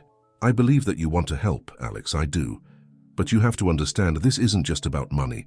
This library, it's the heart of our community. It's about people, about connections. You can't just write a check and expect everything to be fixed." Alex nodded, feeling a glimmer of hope at her words. "I know, and I don't expect that. I want to be part of this community, Emma. Really part of it. The foundation, the other stuff, that's just a tool, a way to support the real work that happens here every day. Work that you do." Emma's expression softened slightly. "And what about Alexander Blackwood, the CEO? How does he fit into all this?" It was a fair question, and one that Alex had been grappling with himself. "I don't know exactly," he admitted, "but I know I can't go back to being just that person. The past few weeks here, they've changed me. I want to find a way to be both, to use the resources and connections I have as Alexander Blackwood to support communities like this, but to also be Alex, the guy who helps kids with their homework and learns about what really matters in life." Emma was quiet for a moment, processing his words. Then, to Alex's surprise, a small smile tugged at the corners of her mouth. "Well, I suppose if you're going to have a midlife crisis, starting a charitable foundation is better than buying a sports car." Alex couldn't help but laugh, feeling some of the tension between them dissipate. "Does this mean you're willing to give me a chance? To prove that I mean what I say?" Emma's smile faded, replaced by a more serious expression. "It means I'm willing to listen, to see what you have in mind. But Alex, you have to understand that trust, once broken, isn't easily rebuilt. It's going to take time and actions, not just words or money." Alex nodded solemnly. "I understand. And I'm prepared to put in the work, Emma, whatever it takes." As if on cue, the library door opened and Miguel walked in, looking nervous. He approached Emma's desk, glancing warily at Alex. "Sis," he said quietly, "those men, they're back. They're at the store with Mom right now. They're saying the deal's off, that they want the money by the end of the week, or—" Emma's face paled. She looked at Alex, a silent question in her eyes. Alex straightened up, feeling the weight of the moment. This was his chance to prove that he meant what he said, that he was committed to this community. "Let's go," he said firmly. "Both of you. It's time we dealt with this problem once and for all." As they hurried out of the library, Alex felt a mix of determination and apprehension.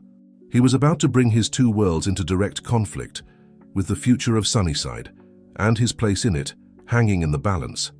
But as he glanced at Emma's worried face, he knew he was exactly where he needed to be.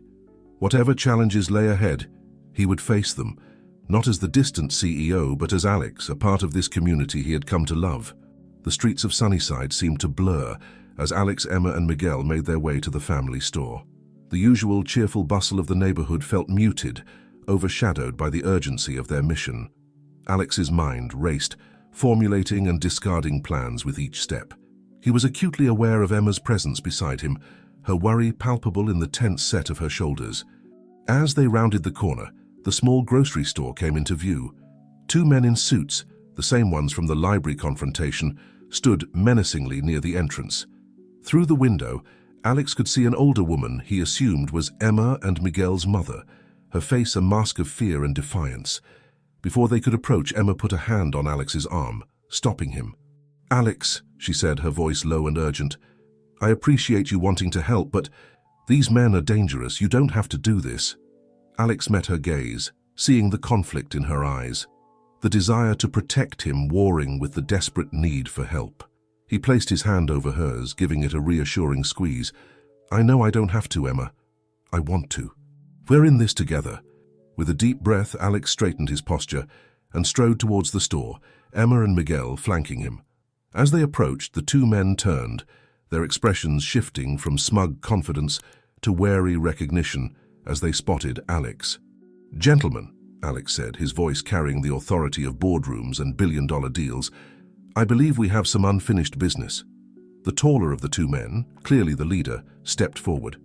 "Mr. Blackwood," he said, a sneer curling his lip. "Slumming it again, I see. This doesn't concern you. Walk away." Alex stood his ground, his gaze unwavering. "I'm afraid I can't do that. You see, this family, this community, they're under my protection now. Whatever debt you think you're owed, consider it settled." The man laughed, a harsh, humorless sound. "Protection? You might be a big shot in your world, Blackwood, but down here, you're nothing. You have no idea who you're dealing with. On the contrary, Alex replied, his voice cold. I know exactly who I'm dealing with. Dante Russo, isn't it? Second in command to Vincent Caruso, the loan shark who thinks he runs this part of town. The man, Dante, faltered for a moment, surprise flickering across his face before he could mask it. Alex pressed his advantage. Oh yes, I've done my homework. I know all about your operation. The extortion, the threats, the way you prey on hard-working families just trying to make ends meet. And I know something else too. He took a step closer, his voice dropping to a menacing whisper. I know that the FBI has been building a case against your boss for months. Money laundering, racketeering, tax evasion, the works. Now imagine how interested they'd be in any additional information. Say from a witness willing to testify about your operations in Sunnyside. Dante's face paled, his bravado crumbling. You're bluffing, he said, but there was a tremor of uncertainty in his voice. Alex smiled, a cold, predatory expression that felt foreign on his face. Are you willing to bet your freedom on that? Because I can assure you, Mr. Russo, I have the resources and the motivation to make your life very, very difficult. So here's what's going to happen. You're going to walk away. You're going to forget about any debt you think this family owes, and you're going to leave Sunnyside, all of Sunnyside, alone, permanently. For a long moment, tension crackled in the air. Alex could feel Emma and Miguel's eyes on him, could sense the mixture of awe and apprehension radiating from them. Finally, Dante broke. Fine, he spat. It's not worth the hassle, but don't think this is over, Blackwood. You've made some powerful enemies today.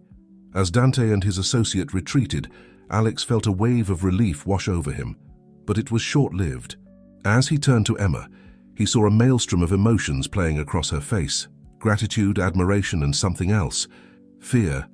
Alex, she said softly, what you just did. Thank you. But it changes things, Alex finished for her, understanding dawning.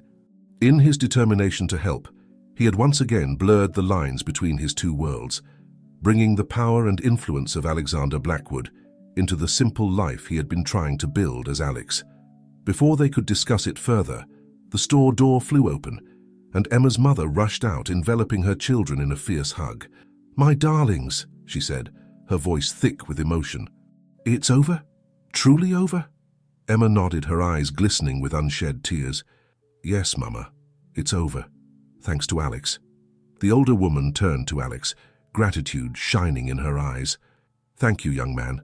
You've saved our family, our business. How can we ever repay you? Alex felt a lump form in his throat. There's no need for repayment, Mrs.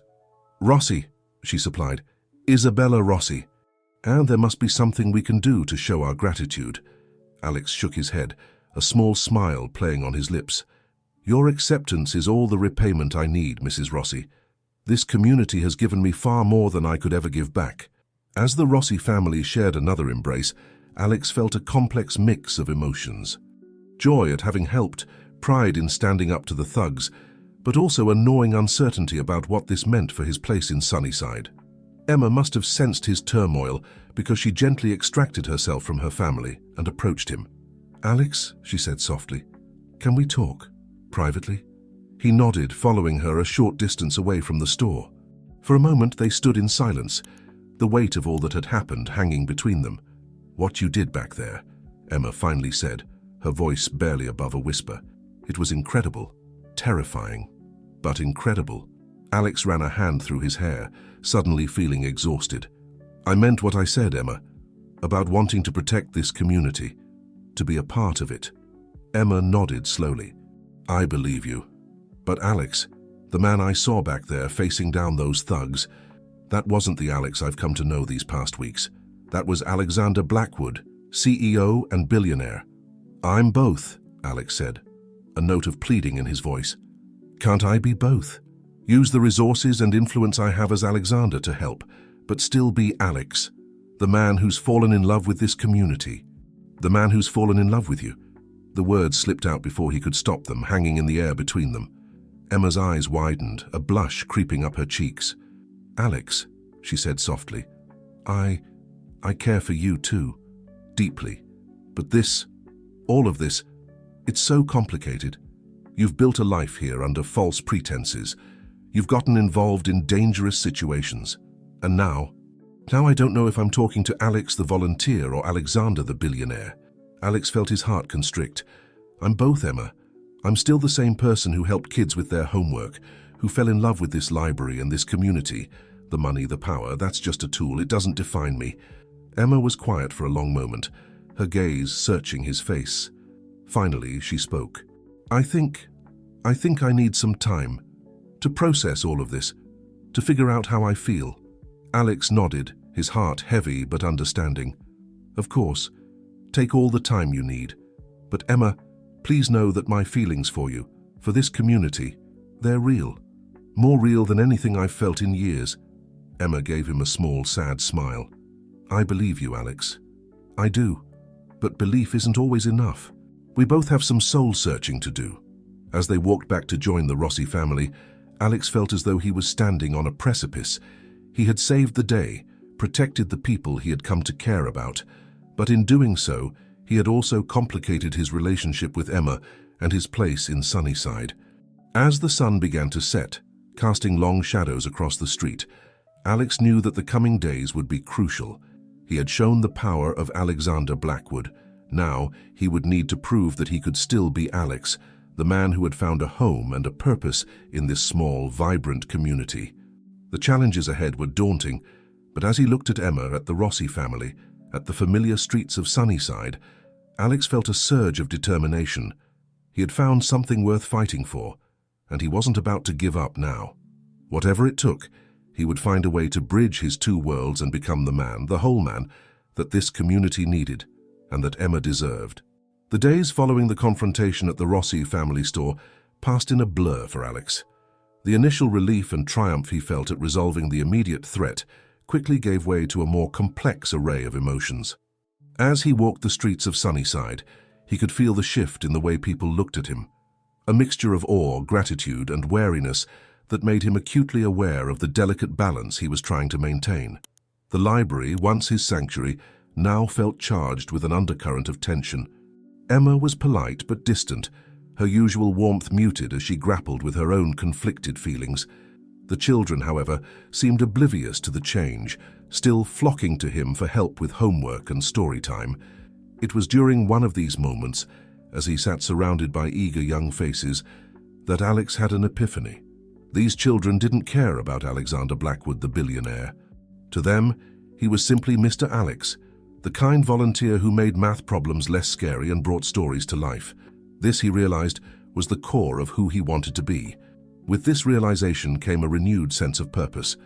Alex threw himself into his volunteer work with even greater enthusiasm, determined to show Emma and the community that his commitment went beyond grand gestures and financial intervention. One afternoon, as he was helping to reorganize the library's outdated card catalog system, Alex overheard a conversation between Emma and an elderly patron. "I'm sorry, Mr. Johnson," Emma was saying, her voice tinged with regret, "but we just don't have the resources to start a computer literacy program for seniors right now. I know how important it is, but with our current budget..." Alex's ears perked up. Here was an opportunity, not to throw money at a problem, but to use his skills and connections in a meaningful way. Later that evening, after the library had closed, Alex approached Emma. "I couldn't help overhearing earlier," he began tentatively, "about the computer literacy program for seniors." Emma looked at him warily. "Alex, I appreciate what you're trying to do, but we can't solve every problem with your checkbook." Alex shook his head quickly. "That's not what I had in mind. I was thinking, what if I taught the class?" Emma's eyebrows shot up in surprise. "You? Why not?" Alex said, warming to the idea. "I have experience with technology, and I've enjoyed working with the kids here. I could volunteer my time to teach basic computer skills to seniors. No money involved, just me." For the first time in days, Alex saw a glimmer of the old warmth in Emma's eyes. "That's actually a wonderful idea, Alex. But are you sure you have the time? I mean, don't you have a company to run?" Alex took a deep breath.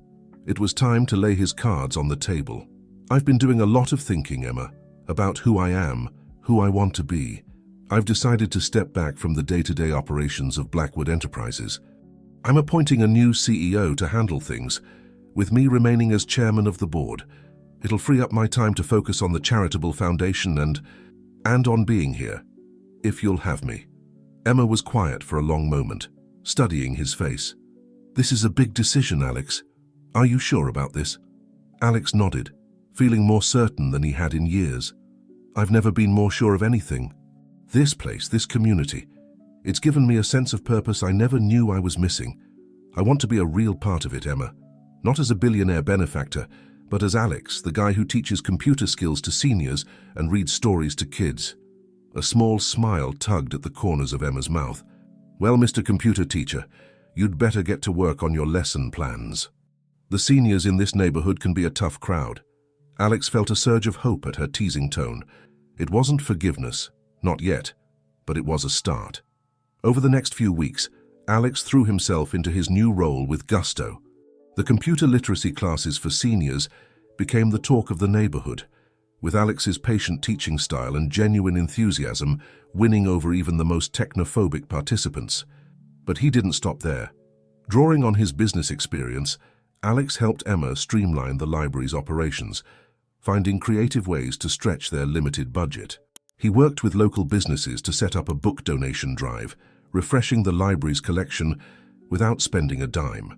And he continued his daily volunteer work, from shelving books to helping with after-school programs. Slowly but surely, Alex felt the atmosphere in the library and the neighborhood begin to shift. The wariness in people's eyes was replaced by genuine warmth and acceptance. He was no longer Alexander Blackwood, the billionaire outsider, but simply Alex, a dedicated member of the community. Emma, too, began to soften. Alex caught her watching him sometimes, a thoughtful expression on her face as he patiently explained email to an octogenarian, or celebrated a child's first time reading a full sentence on their own. One evening, as they were closing up the library, Emma broke the comfortable silence that had fallen between them. "You know, when you first told me who you really were, I thought this was all some sort of game to you, a way to feel good about yourself by playing at being normal." Alex felt his heart clench, but before he could respond, Emma continued, "But watching you these past few weeks, I've realized something. This isn't you playing at being someone else, this is you finally being yourself." Alex felt a lump form in his throat. "Emma, She held up a hand, silencing him gently. "Let me finish. What you've done for this community, for the library, it's incredible. But more than that, the way you've thrown yourself into it, the genuine joy you seem to find in helping others. That's the real you, isn't it? The you that got buried under all the expectations and responsibilities of being Alexander Blackwood." Alex nodded, not trusting himself to speak. Emma stepped closer, her eyes searching his face. "I think I'm finally starting to understand," she said softly. "You came here looking for something and you found it. But in the process, we found something too. We found you, the real you." In that moment, standing amidst the books and the lingering scent of paper and ink, Alex felt a profound sense of homecoming. He had spent weeks trying to reconcile his two identities, only to realize that they had already merged into something new, something authentic. "Emma," he said, his voice rough with emotion, "I meant what I said before. I've fallen in love with this community, with this life, and I've fallen in love with you. If you'll have me, I want to build a life here, a real life, combining the best of both worlds, using my resources to help, but doing the work myself, being a true part of this community." Emma was quiet for a long moment, and Alex felt his heart racing. Then, slowly, a smile spread across her face. "Well," she said, a teasing glint in her eye, "I suppose having a billionaire volunteer around does have its perks, but just to be clear, I'm not in love with Alexander Blackwood, the CEO." Alex felt his breath catch. "No?" Emma shook her head, stepping even closer. "No, I'm in love with Alex, the guy who spends hours teaching Mrs. Rodriguez how to use Facebook, who knows exactly how each kid in the neighborhood likes their stories read, and who looks at this dusty old library like it's the most magical place on earth." Before Alex could respond, Emma closed the distance between them, pressing her lips to his in a kiss that felt like coming home and embarking on a new adventure all at once. As they broke apart, both slightly breathless, Alex felt a sense of completeness he had never experienced before. Here, in this modest library in the heart of Sunnyside, He had found his true self and his true purpose. "So," Emma said, a mischievous smile playing on her lips, "what's next for the library's favorite billionaire volunteer?" Alex grinned, pulling her close. "Well, I was thinking we could start by finally updating that card catalog system. And then, who knows? The sky's the limit." As they walked out of the library hand in hand, Alex knew that whatever challenges lay ahead, he was exactly where he was meant to be. He had found his home, his purpose, and his heart in Sunnyside. And he couldn't wait to see what the future held. Not as Alexander Blackwood, not as just Alex, but as the man he had become. A perfect blend of both worlds, ready to make a real difference in the community he had grown to love. The early morning sun filtered through the windows of the Sunnyside Community Library, casting a warm glow over the rows of books and the two figures hunched over a table covered in blueprints and documents. Alex and Emma had been there since dawn, fueled by excitement and endless cups of coffee, as they pored over plans for the library's expansion. "So if we move the children's section here," Alex said, pointing to a spot on the blueprint, "we can create a dedicated space for the new computer lab without losing any of the reading areas." Emma nodded, her eyes sparkling with enthusiasm. "And with the extra funding from your foundation, we can finally get those new computers and update our entire system." "Alex, this is going to change everything." Alex couldn't help but smile at her excitement. It had been 3 months since their kiss in the library, 3 months of working side by side to bring their shared vision for Sunnyside to life. The change in their relationship had been subtle but profound, their professional partnership deepening into something much more personal and meaningful. "You know," Alex said, leaning back in his chair, "when I first came to Sunnyside, I never could have imagined all of this. I was just looking for something. I didn't even know what." Emma reached across the table, taking his hand in hers. "And now?" Alex squeezed her hand, his voice soft with emotion. "Now I know I've found exactly where I'm supposed to be. Who I'm supposed to be with." The moment was interrupted by the jingle of the library door opening. They looked up to see Mrs. Rodriguez, one of Alex's most enthusiastic senior computer students, bustling in with a large Tupperware container. "Good morning, you two," she called out cheerfully. "I brought some homemade empanadas for my favorite teachers." "You both work too hard, you need to eat." Alex and Emma exchanged amused glances. The entire neighborhood had taken to looking after them, showering them with home-cooked meals and endless gratitude for their efforts to improve the community. As they sat around the circulation desk enjoying Mrs. Rodriguez's delicious empanadas and chatting about the upcoming community festival, Alex felt a profound sense of belonging. This, he realized, was what he had been searching for all along, not just purpose but community. A place where he was valued not for his wealth or status, but for who he was and what he contributed. The rest of the day passed in a whirlwind of activity. Alex taught his morning computer class to the seniors, marveling at their progress and enthusiasm. Emma led a lively story time for the neighborhood children, her animated reading bringing the tales to life. In the afternoon, they met with the local school principal to discuss a new after-school program that would bring students to the library for tutoring and enrichment activities. As evening approached and they prepared to close the library, Alex noticed Emma looking pensive. "Everything okay?" he asked, concern evident in his voice. Emma smiled, but there was a hint of nervousness in her eyes. "Yeah, I've been thinking about something, about us." Alex felt his heart rate quicken. "Oh?" Emma took a deep breath. "Alex, these past few months have been amazing. Working with you, seeing your dedication to this community, it's made me fall even more in love with you." Alex smiled, relief washing over him. "I feel the same way, Emma. You've shown me what it really means to be part of something bigger than myself." "That's just it," Emma continued. "We've been so focused on the library, on the community, and that's wonderful. But I think it's time we started thinking about us too, about our future." Alex's breath caught in his throat. "What exactly are you saying, Emma?" Emma's cheeks flushed slightly, but her gaze was steady. "I'm saying, maybe it's time we thought about making this partnership permanent, in every way." For a moment, Alex was speechless. Then a wide grin spread across his face. "Emma Rossi, are you proposing to me?" Emma laughed, the tension breaking. "I guess I am. So what do you say, Mr. Billionaire Librarian? Want to make it official?" Alex didn't hesitate. He swept Emma into his arms, spinning her around as she laughed. "Yes," he said, his voice thick with emotion. 1,000 times yes. As they shared a kiss, surrounded by the books and the quiet warmth of the library they both loved, Alex marveled at how far he had come. From a lonely billionaire searching for meaning to a man deeply embedded in a community, engaged to the woman he loved and more fulfilled than he had ever been. The news of their engagement spread through Sunnyside like wildfire. The next day, the library was flooded with well-wishers bringing gifts and congratulations. But amidst the celebration, Alex and Emma remained focused on their work, their shared vision for the future of Sunnyside driving them forward.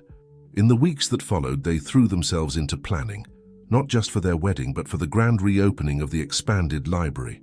Alex's foundation had provided the funds, but it was the community that brought the project to life. Local artists volunteered to paint murals in the new children's section. A group of retired carpenters built custom bookshelves. Even the local tech startup offered to set up and maintain the new computer systems. As the day of the grand reopening approached, Alex found himself reflecting on the journey that had brought him to this point. He thought of the lonely penthouse he had left behind, the empty success that had driven him to seek something more. And he thought of the richness of the life he had found in Sunnyside, the challenges, the joys, the sense of purpose and belonging. The night before the reopening, Alex and Emma stood in the middle of the transformed library, taking in the results of their hard work and the community's support. "It's more beautiful than I ever imagined," Emma said softly, her eyes shining with unshed tears. Alex wrapped his arm around her waist, pulling her close. "It's perfect," he agreed. "Just like you. Just like us." As they stood there, surrounded by the books and the promise of all the lives that would be touched by this place, Alex knew with absolute certainty that he had found his true home. Not in the luxury of his old life, but here in Sunnyside, with Emma by his side and a community that had embraced him as one of their own. Tomorrow they would open the doors to a new chapter, for the library, for Sunnyside, and for themselves. And whatever challenges lay ahead, Alex knew they would face them together, stronger for the love they had found and the purpose they shared. As they turned out the lights and locked up for the night, Alex took one last look at the library. In the moonlight streaming through the windows, he could almost see the ghosts of his past selves.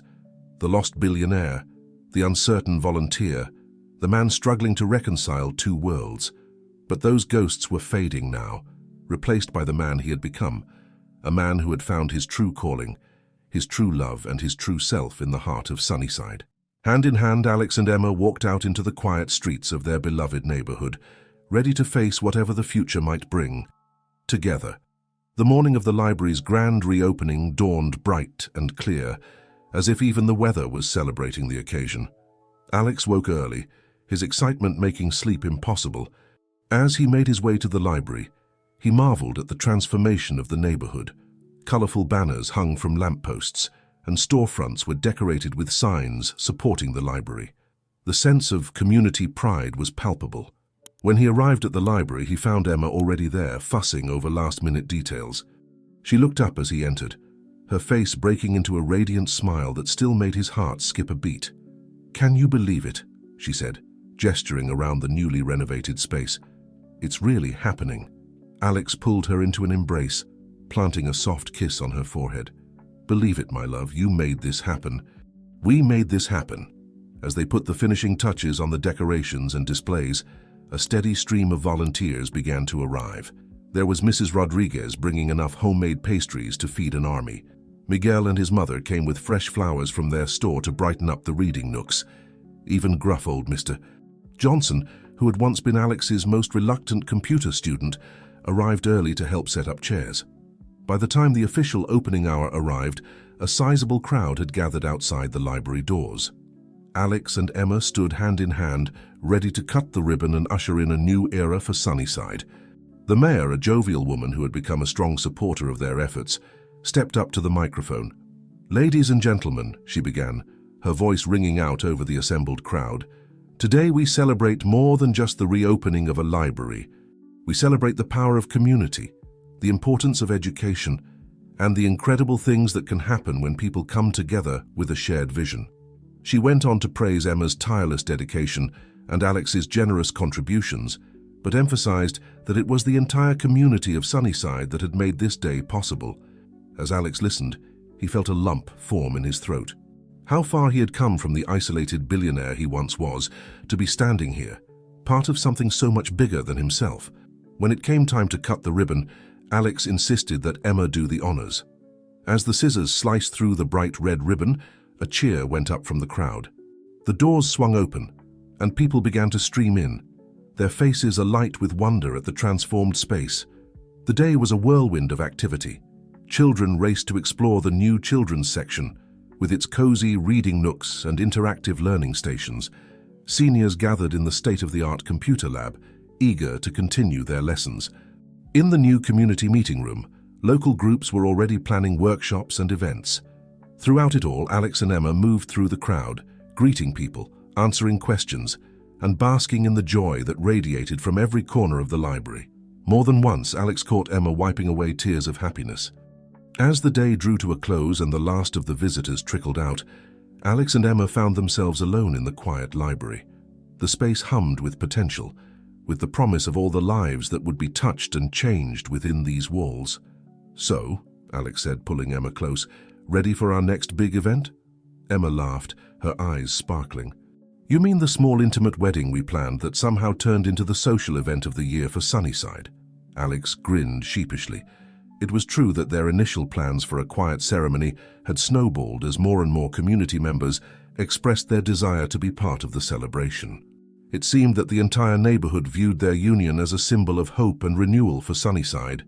"Well," he said, "I suppose it's fitting. This community brought us together. It's only right that they be there to see us make it official." 2 weeks later, Alex stood at the front of the library's new community room, which had been transformed into a beautiful wedding venue. Bookshelves had been draped with twinkling lights and flowers, creating a magical backdrop. The room was packed with familiar faces, not just their family and close friends, but what felt like the entire population of Sunnyside. As the music started and Emma appeared at the end of the aisle, Alex felt his breath catch. She was radiant in a simple white dress, her curls adorned with small flowers. But it was the joy in her eyes, the love that shone from her face, that truly took his breath away. Their vows were simple but heartfelt, a promise not just to each other, but to the community they had come to love. As they sealed their union with a kiss, the room erupted in cheers and applause. The reception that followed was a true community affair. Tables groaned under the weight of potluck dishes brought by their neighbors. Mrs. Rodriguez's empanadas sat next to Mr. Lee's Korean barbecue, a culinary representation of Sunnyside's diversity. Children darted between the tables, faces sticky with cake. Seniors who had never danced in years took to the makeshift dance floor, encouraged by the joyous atmosphere. As Alex and Emma swayed to their first dance as a married couple, he leaned in to whisper in her ear. "Thank you," he said softly. Emma looked up at him, a question in her eyes. "For what?" "For everything," Alex replied. "For showing me what really matters in life, for helping me become the man I always wanted to be, for loving me both as Alex and as Alexander." Emma's eyes shimmered with tears as she pulled him closer. "And thank you," she whispered back, "for choosing us, for choosing Sunnyside, for showing us that one person really can make a difference." As the night wore on and the celebration showed no signs of slowing down, Alex found himself taking a moment to step back and observe. He watched as Emma laughed with a group of children, her face alight with joy. He saw Miguel, now studying business with Alex's mentorship, deep in conversation with some of Alex's former business associates who had attended the wedding. He noticed Mrs. Rodriguez teaching some of his old board members how to dance salsa, the uptight executives loosening up under her enthusiastic instruction. In that moment, Alex realized that he had achieved something far greater than he ever had in his corporate life. He had helped to create a true community, a place where people from all walks of life could come together, learn from each other, and build something beautiful. As he rejoined the celebration, pulling Emma into another dance, Alex felt a profound sense of contentment. He had started this journey searching for meaning, for a way to fill the emptiness in his life. What he had found was so much more: love, purpose, and a community to call his own. The library stood as a testament to what they had built together, not just a building full of books, but a center of learning, growth, and connection. And as Alex looked into Emma's eyes, alight with love and shared purpose, He knew that this was just the beginning. Together, they would continue to nurture and grow this community, to touch lives and create opportunities. The lost billionaire had found his home, his heart, and his true calling in the most unexpected of places. And as the music played on and the stars twinkled above Sunnyside, Alex knew that the best chapters of his life were still to come. The months following Alex and Emma's wedding were a whirlwind of activity in Sunnyside. The success of the library's renovation had sparked a renewed sense of possibility throughout the neighborhood. Community meetings at the library were packed with residents eager to discuss new initiatives and improvements. On a warm Saturday morning, Alex found himself standing before one such gathering, outlining plans for a neighborhood-wide green initiative. With the support of local businesses and volunteers, he explained, pointing to a detailed map, we can transform vacant lots into community gardens, install solar panels on public buildings, and create a network of bike lanes. The enthusiasm in the room was palpable, but so was the undercurrent of concern. This all sounds wonderful, said Mr. Guzman, owner of the local hardware store. But where's the money coming from? We can't expect you to fund everything, Alex. Alex smiled, appreciating the community's growing sense of independence. That's exactly right, Mr. Guzman. This isn't about me funding projects. It's about us working together to secure grants, engage in fundraising, and leverage our collective resources. As the meeting continued, with residents offering ideas and volunteering their skills, Alex felt a familiar warmth spread through his chest. This was what he had envisioned, a community empowered to shape its own future. Later that evening, as Alex and Emma walked home hand in hand, he shared his thoughts. You know, when I first came here, I thought I could solve everything with money. But this is so much more powerful. Emma squeezed his hand, her eyes shining with pride. You've given them something far more valuable than money, Alex. You've given them belief in themselves. Their conversation was interrupted by the buzz of Alex's phone. He frowned as he read the message. It's Jessica. There's an issue with the foundation that needs my attention.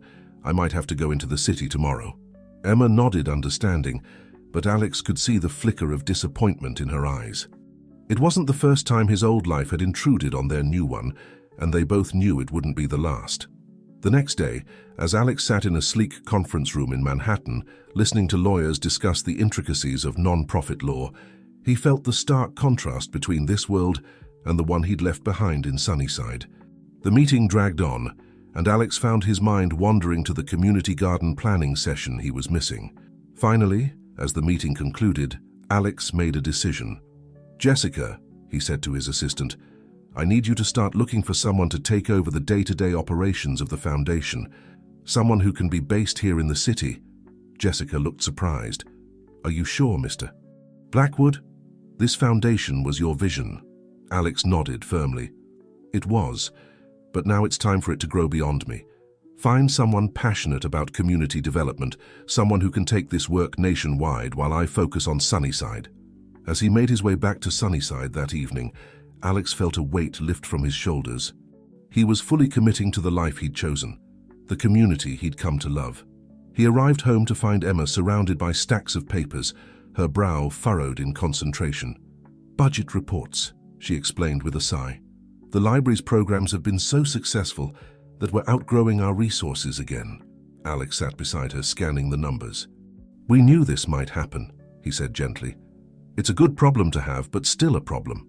They spent the next few hours brainstorming solutions, grant proposals, fundraising events, partnerships with local businesses.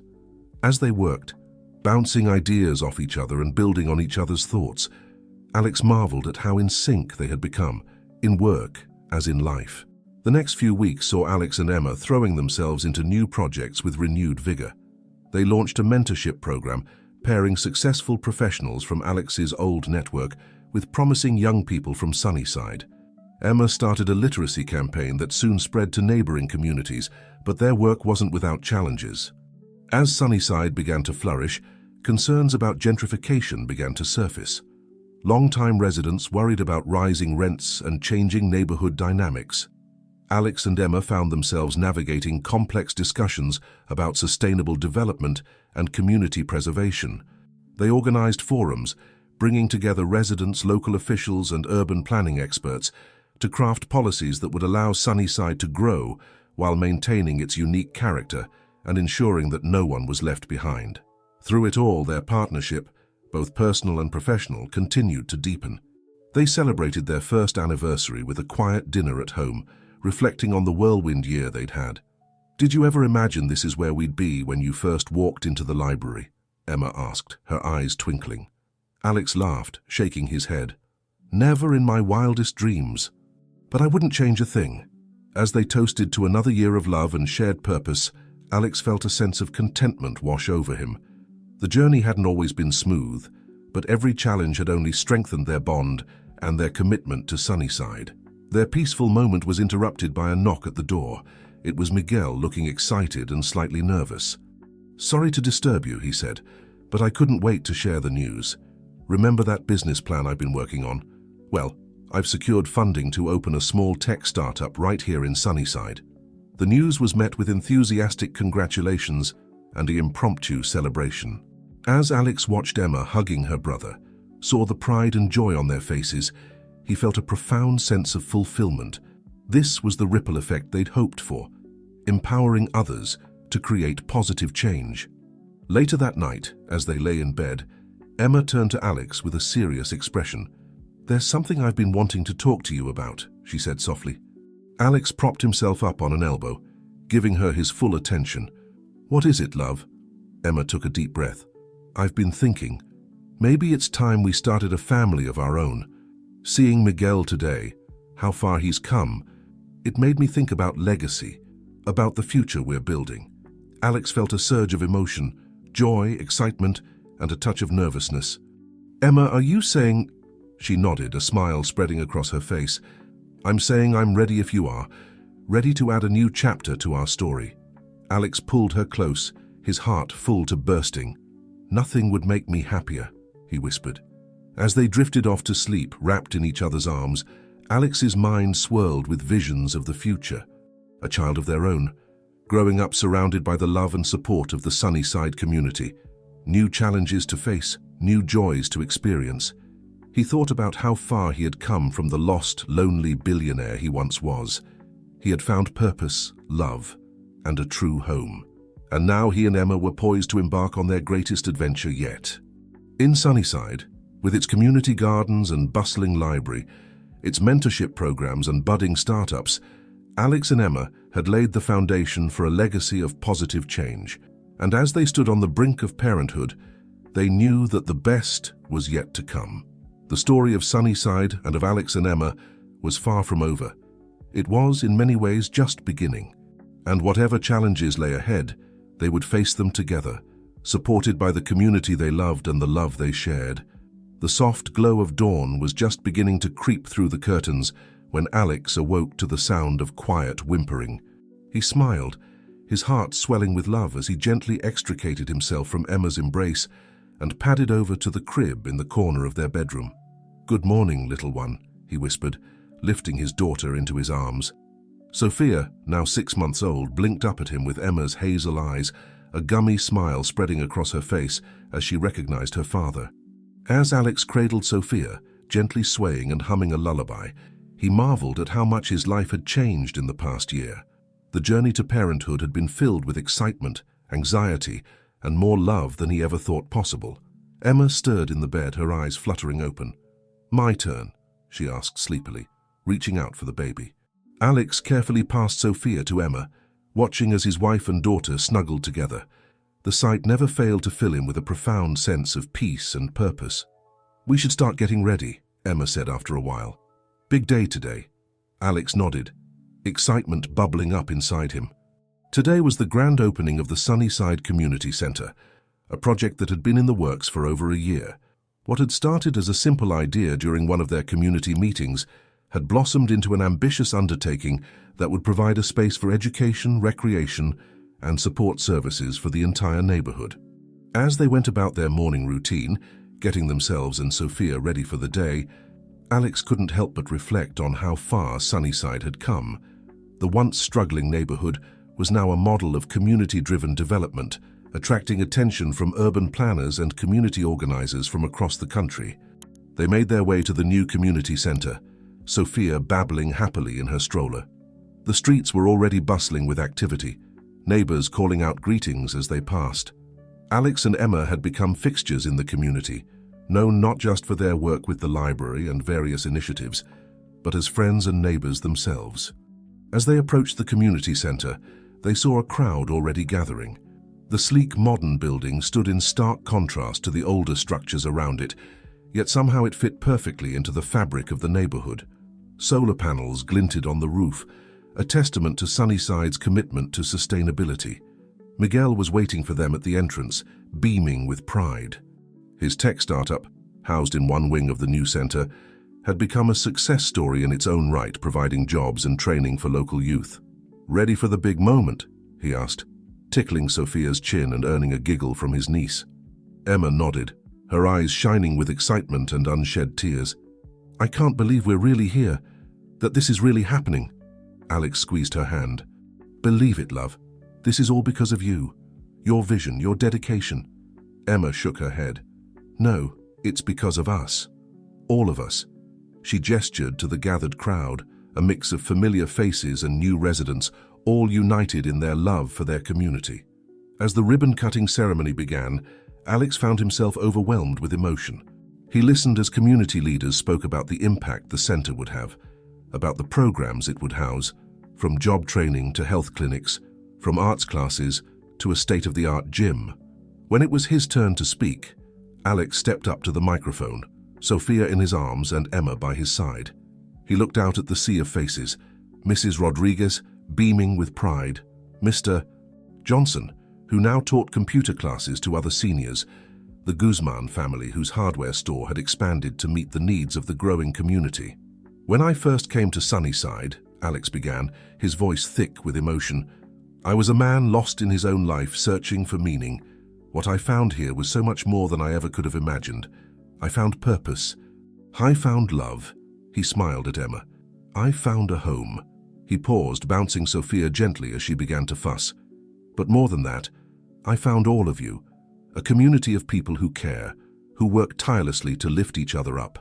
This center isn't my legacy, or Emma's. It's yours, all of yours. It's a testament to what we can achieve when we come together, when we believe in ourselves and in each other." As applause erupted, Alex felt Emma's hand slip into his. He looked at her, saw the tears of joy in her eyes, and knew she was feeling the same overwhelming sense of pride and gratitude. The rest of the day was a blur of activity. They gave tours of the new facility, participated in the various opening day events, and greeted what felt like every resident of Sunnyside. Sophia was passed from arm to arm, doted on by her extended community family. As evening fell and the celebrations began to wind down, Alex and Emma found a quiet moment alone on the rooftop garden of the community center. The setting sun painted the sky in brilliant hues of orange and pink, casting a warm glow over Sunnyside. "Can you believe how far we've come?" Emma asked, leaning into Alex's embrace as they looked out over their beloved neighborhood. Alex shook his head, still somewhat in awe. "Sometimes I have to pinch myself from that first day in the library to this. It's been quite a journey." Emma turned to face him, her eyes serious. "Alex, there's something I need to tell you. I've been thinking about this for a while now." Alex felt a flicker of concern. "What is it, love?" Emma took a deep breath. I think it's time for me to step down as head librarian." Alex's eyebrows shot up in surprise. "But Emma, the library is your life. You love it there." She nodded, a small smile playing on her lips. "I do, I always will, but I think it's time for new blood, new ideas. And I have a new project in mind." Alex listened intently as Emma outlined her vision, a non-profit focused on replicating the Sunnyside model in other struggling communities across the country, using their experiences, their successes and failures to help other neighborhoods find their own paths to revitalization. As she spoke, her eyes alight with passion, Alex felt a familiar surge of love and admiration. This was the woman he had fallen in love with, always looking forward, always seeking to make a difference. "It's a brilliant idea, Emma," he said when she finished. "And I think you're the perfect person to make it happen. Whatever you need, I'm here to support you." Emma's smile was radiant. "I was hoping you'd say that, because I was thinking, maybe this could be our next chapter, together, Your business acumen, my community experience. We could really make a difference on a larger scale. Alex felt a thrill of excitement at the prospect. It was a new challenge, a new way to use their skills and resources to create positive change, and most importantly, it was something they could do together. As they stood there, overlooking the neighborhood they had helped to transform, Alex felt a profound sense of gratitude for the twist of fate that had brought him to Sunnyside, for the love he had found with Emma, for the community that had embraced them and helped them grow. Their story, he realized, was far from over. In fact, in many ways, it was just beginning. With Sophia, with this new venture, with the ever-evolving tapestry of Sunnyside, there were still so many chapters yet to be written. As the last rays of sunlight faded and the stars began to twinkle overhead, Alex pulled Emma close and kissed her softly. "To our next chapter," he whispered. Emma's eyes sparkled with love and excitement. "To our next chapter," she agreed. And as they made their way back down to join their friends and neighbors, to collect their daughter and head home, both Alex and Emma knew that whatever challenges lay ahead, they would face them together. With the love they shared, the strength of their community, and their unwavering commitment to making a difference, there was nothing they couldn't achieve. The story of Sunnyside, of Alex and Emma, of a community reborn would continue, and it promised to be a tale of hope, of perseverance, and of the extraordinary power of ordinary people coming together to create change. 5 years had passed since the opening of the Sunnyside Community Center, and the neighborhood had flourished beyond anyone's wildest dreams. The streets bustled with life, local businesses thrived, and a sense of pride and community spirit permeated every corner. On a warm summer evening, Alex stood at the podium in the community center's main hall, surveying the packed room. The occasion was bittersweet, a celebration of Sunnyside's success, but also a farewell of sorts. "When I first came to Sunnyside," Alex began, his voice carrying easily through the attentive crowd, "I was a man searching for meaning. What I found here was beyond anything I could have imagined. I found purpose, love, and a community that became my family." His eyes found Emma in the front row, Sophia, now a vibrant 5-year-old, sitting on her lap, and their 2-year-old son, Daniel, squirming in the seat next to them. Alex's heart swelled with love. "Together," he continued, "we've achieved something remarkable. Sunnyside has become a model for community-driven development, a beacon of hope for struggling neighborhoods across the country. And now, it's time for us to share what we've learned, to help other communities find their own paths to revitalization." A murmur of understanding rippled through the crowd. Everyone knew about Emma's nonprofit, which had been gaining national attention for its success in replicating the Sunnyside model in other cities. "Emma and I will be stepping back from our day-to-day roles here in Sunnyside," Alex announced, his voice tinged with emotion. "But we're not saying goodbye. This will always be our home, our community. We're simply expanding our family to include other neighborhoods in need." As Alex spoke about their plans, the cities they would be working with, the partnerships they had formed, he could see a mix of emotions on the faces before him. Pride, sadness, excitement. It was a testament to how deeply intertwined their lives had become with the fabric of Sunnyside. After the speech, as people mingled and shared memories, Alex found himself approached by a young woman he didn't recognize. "Mr. Blackwood," she said, her eyes shining with admiration. "I just wanted to thank you. I grew up in Sunnyside, left for college, and now I'm back as a teacher at the elementary school. The changes you and Mrs. Blackwood have brought to this community, they've given kids like me opportunities we never dreamed of." Alex felt a lump form in his throat. "Thank you," he said softly. "But remember, it wasn't just us. It was everyone in this community coming together." As the evening wore on, Alex and Emma made their rounds, sharing hugs, tears, and laughter with the people who had become their extended family. Mrs. Rodriguez, now in her 80s but still spry, made them promise to visit often. Miguel, whose tech startup had grown into a successful company, pledged to continue their work in Sunnyside. Later that night, after tucking Sophia and Daniel into bed, Alex and Emma found themselves on the rooftop garden of their home. The same apartment Alex had rented when he first came to Sunnyside, now renovated and expanded for their family. "It feels surreal," Emma said, leaning into Alex's embrace as they looked out over the twinkling lights of the neighborhood. To think of how far we've come, how much has changed." Alex nodded, his chin resting on top of her head. "I know. Sometimes I still expect to wake up back in that penthouse, alone and lost." Emma tilted her head up to look at him. "Any regrets?" Alex's answer was immediate and heartfelt. "Not a single one. Everything that led me here. To you, to our family, to this community. I wouldn't change a thing." They stood in comfortable silence for a while, reflecting on the journey that had brought them to this point. The challenges they'd faced, the victories they'd celebrated, the lives they'd touched. "You know," Alex said thoughtfully, "when I first came here, I thought I was leaving my old life behind, but in reality, I was finding a way to make it meaningful. To use the resources and skills I had in a way that really mattered." Emma smiled. "And in the process, you became the man you were always meant to be." As they discussed their plans for the future, the cities they would visit, the communities they would help, Alex felt a familiar surge of excitement. It was the same feeling he'd had when he first volunteered at the Sunnyside Library, when he and Emma had first kissed, when they'd opened the community center. The thrill of making a difference, of being part of something bigger than himself. The next morning, as they prepared to leave for their first assignment in a struggling neighborhood in Detroit, Sunnyside turned out in force to see them off. The streets were lined with well-wishers, many holding handmade signs expressing gratitude and love. As their car pulled away, Sophia and Daniel waving enthusiastically from the back seat, Alex felt a moment of déjà vu. He was leaving Sunnyside just as he had arrived, with hope in his heart and the promise of a new beginning. But this time he wasn't alone. He had Emma by his side, their children in the back, and the love and support of an entire community behind them. And they weren't really leaving. They were taking a piece of Sunnyside with them, spreading its spirit of community and hope to other neighborhoods in need. As Sunnyside faded in the rearview mirror, Alex reached over and squeezed Emma's hand. "Ready for our next chapter?" he asked. Emma's smile was radiant. "Always," she replied. And as they drove towards their future, towards new challenges and new opportunities to make a difference, Alex knew that their story, and the story of Sunnyside, would continue.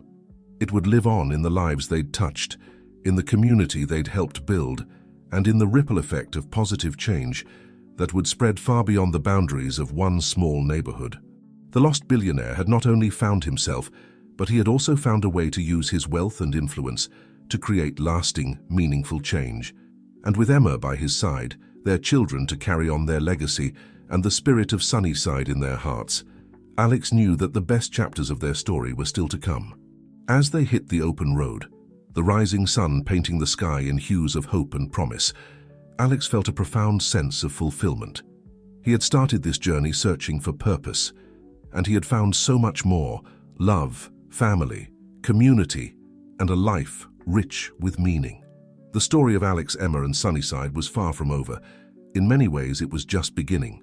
And as they embarked on this new adventure, ready to touch more lives and transform more communities, they carried with them the most powerful lessons Sunnyside had taught them: that with love, dedication, and the power of community, anything is possible.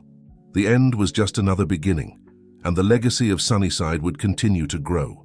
One neighborhood, one life, one positive change at a time.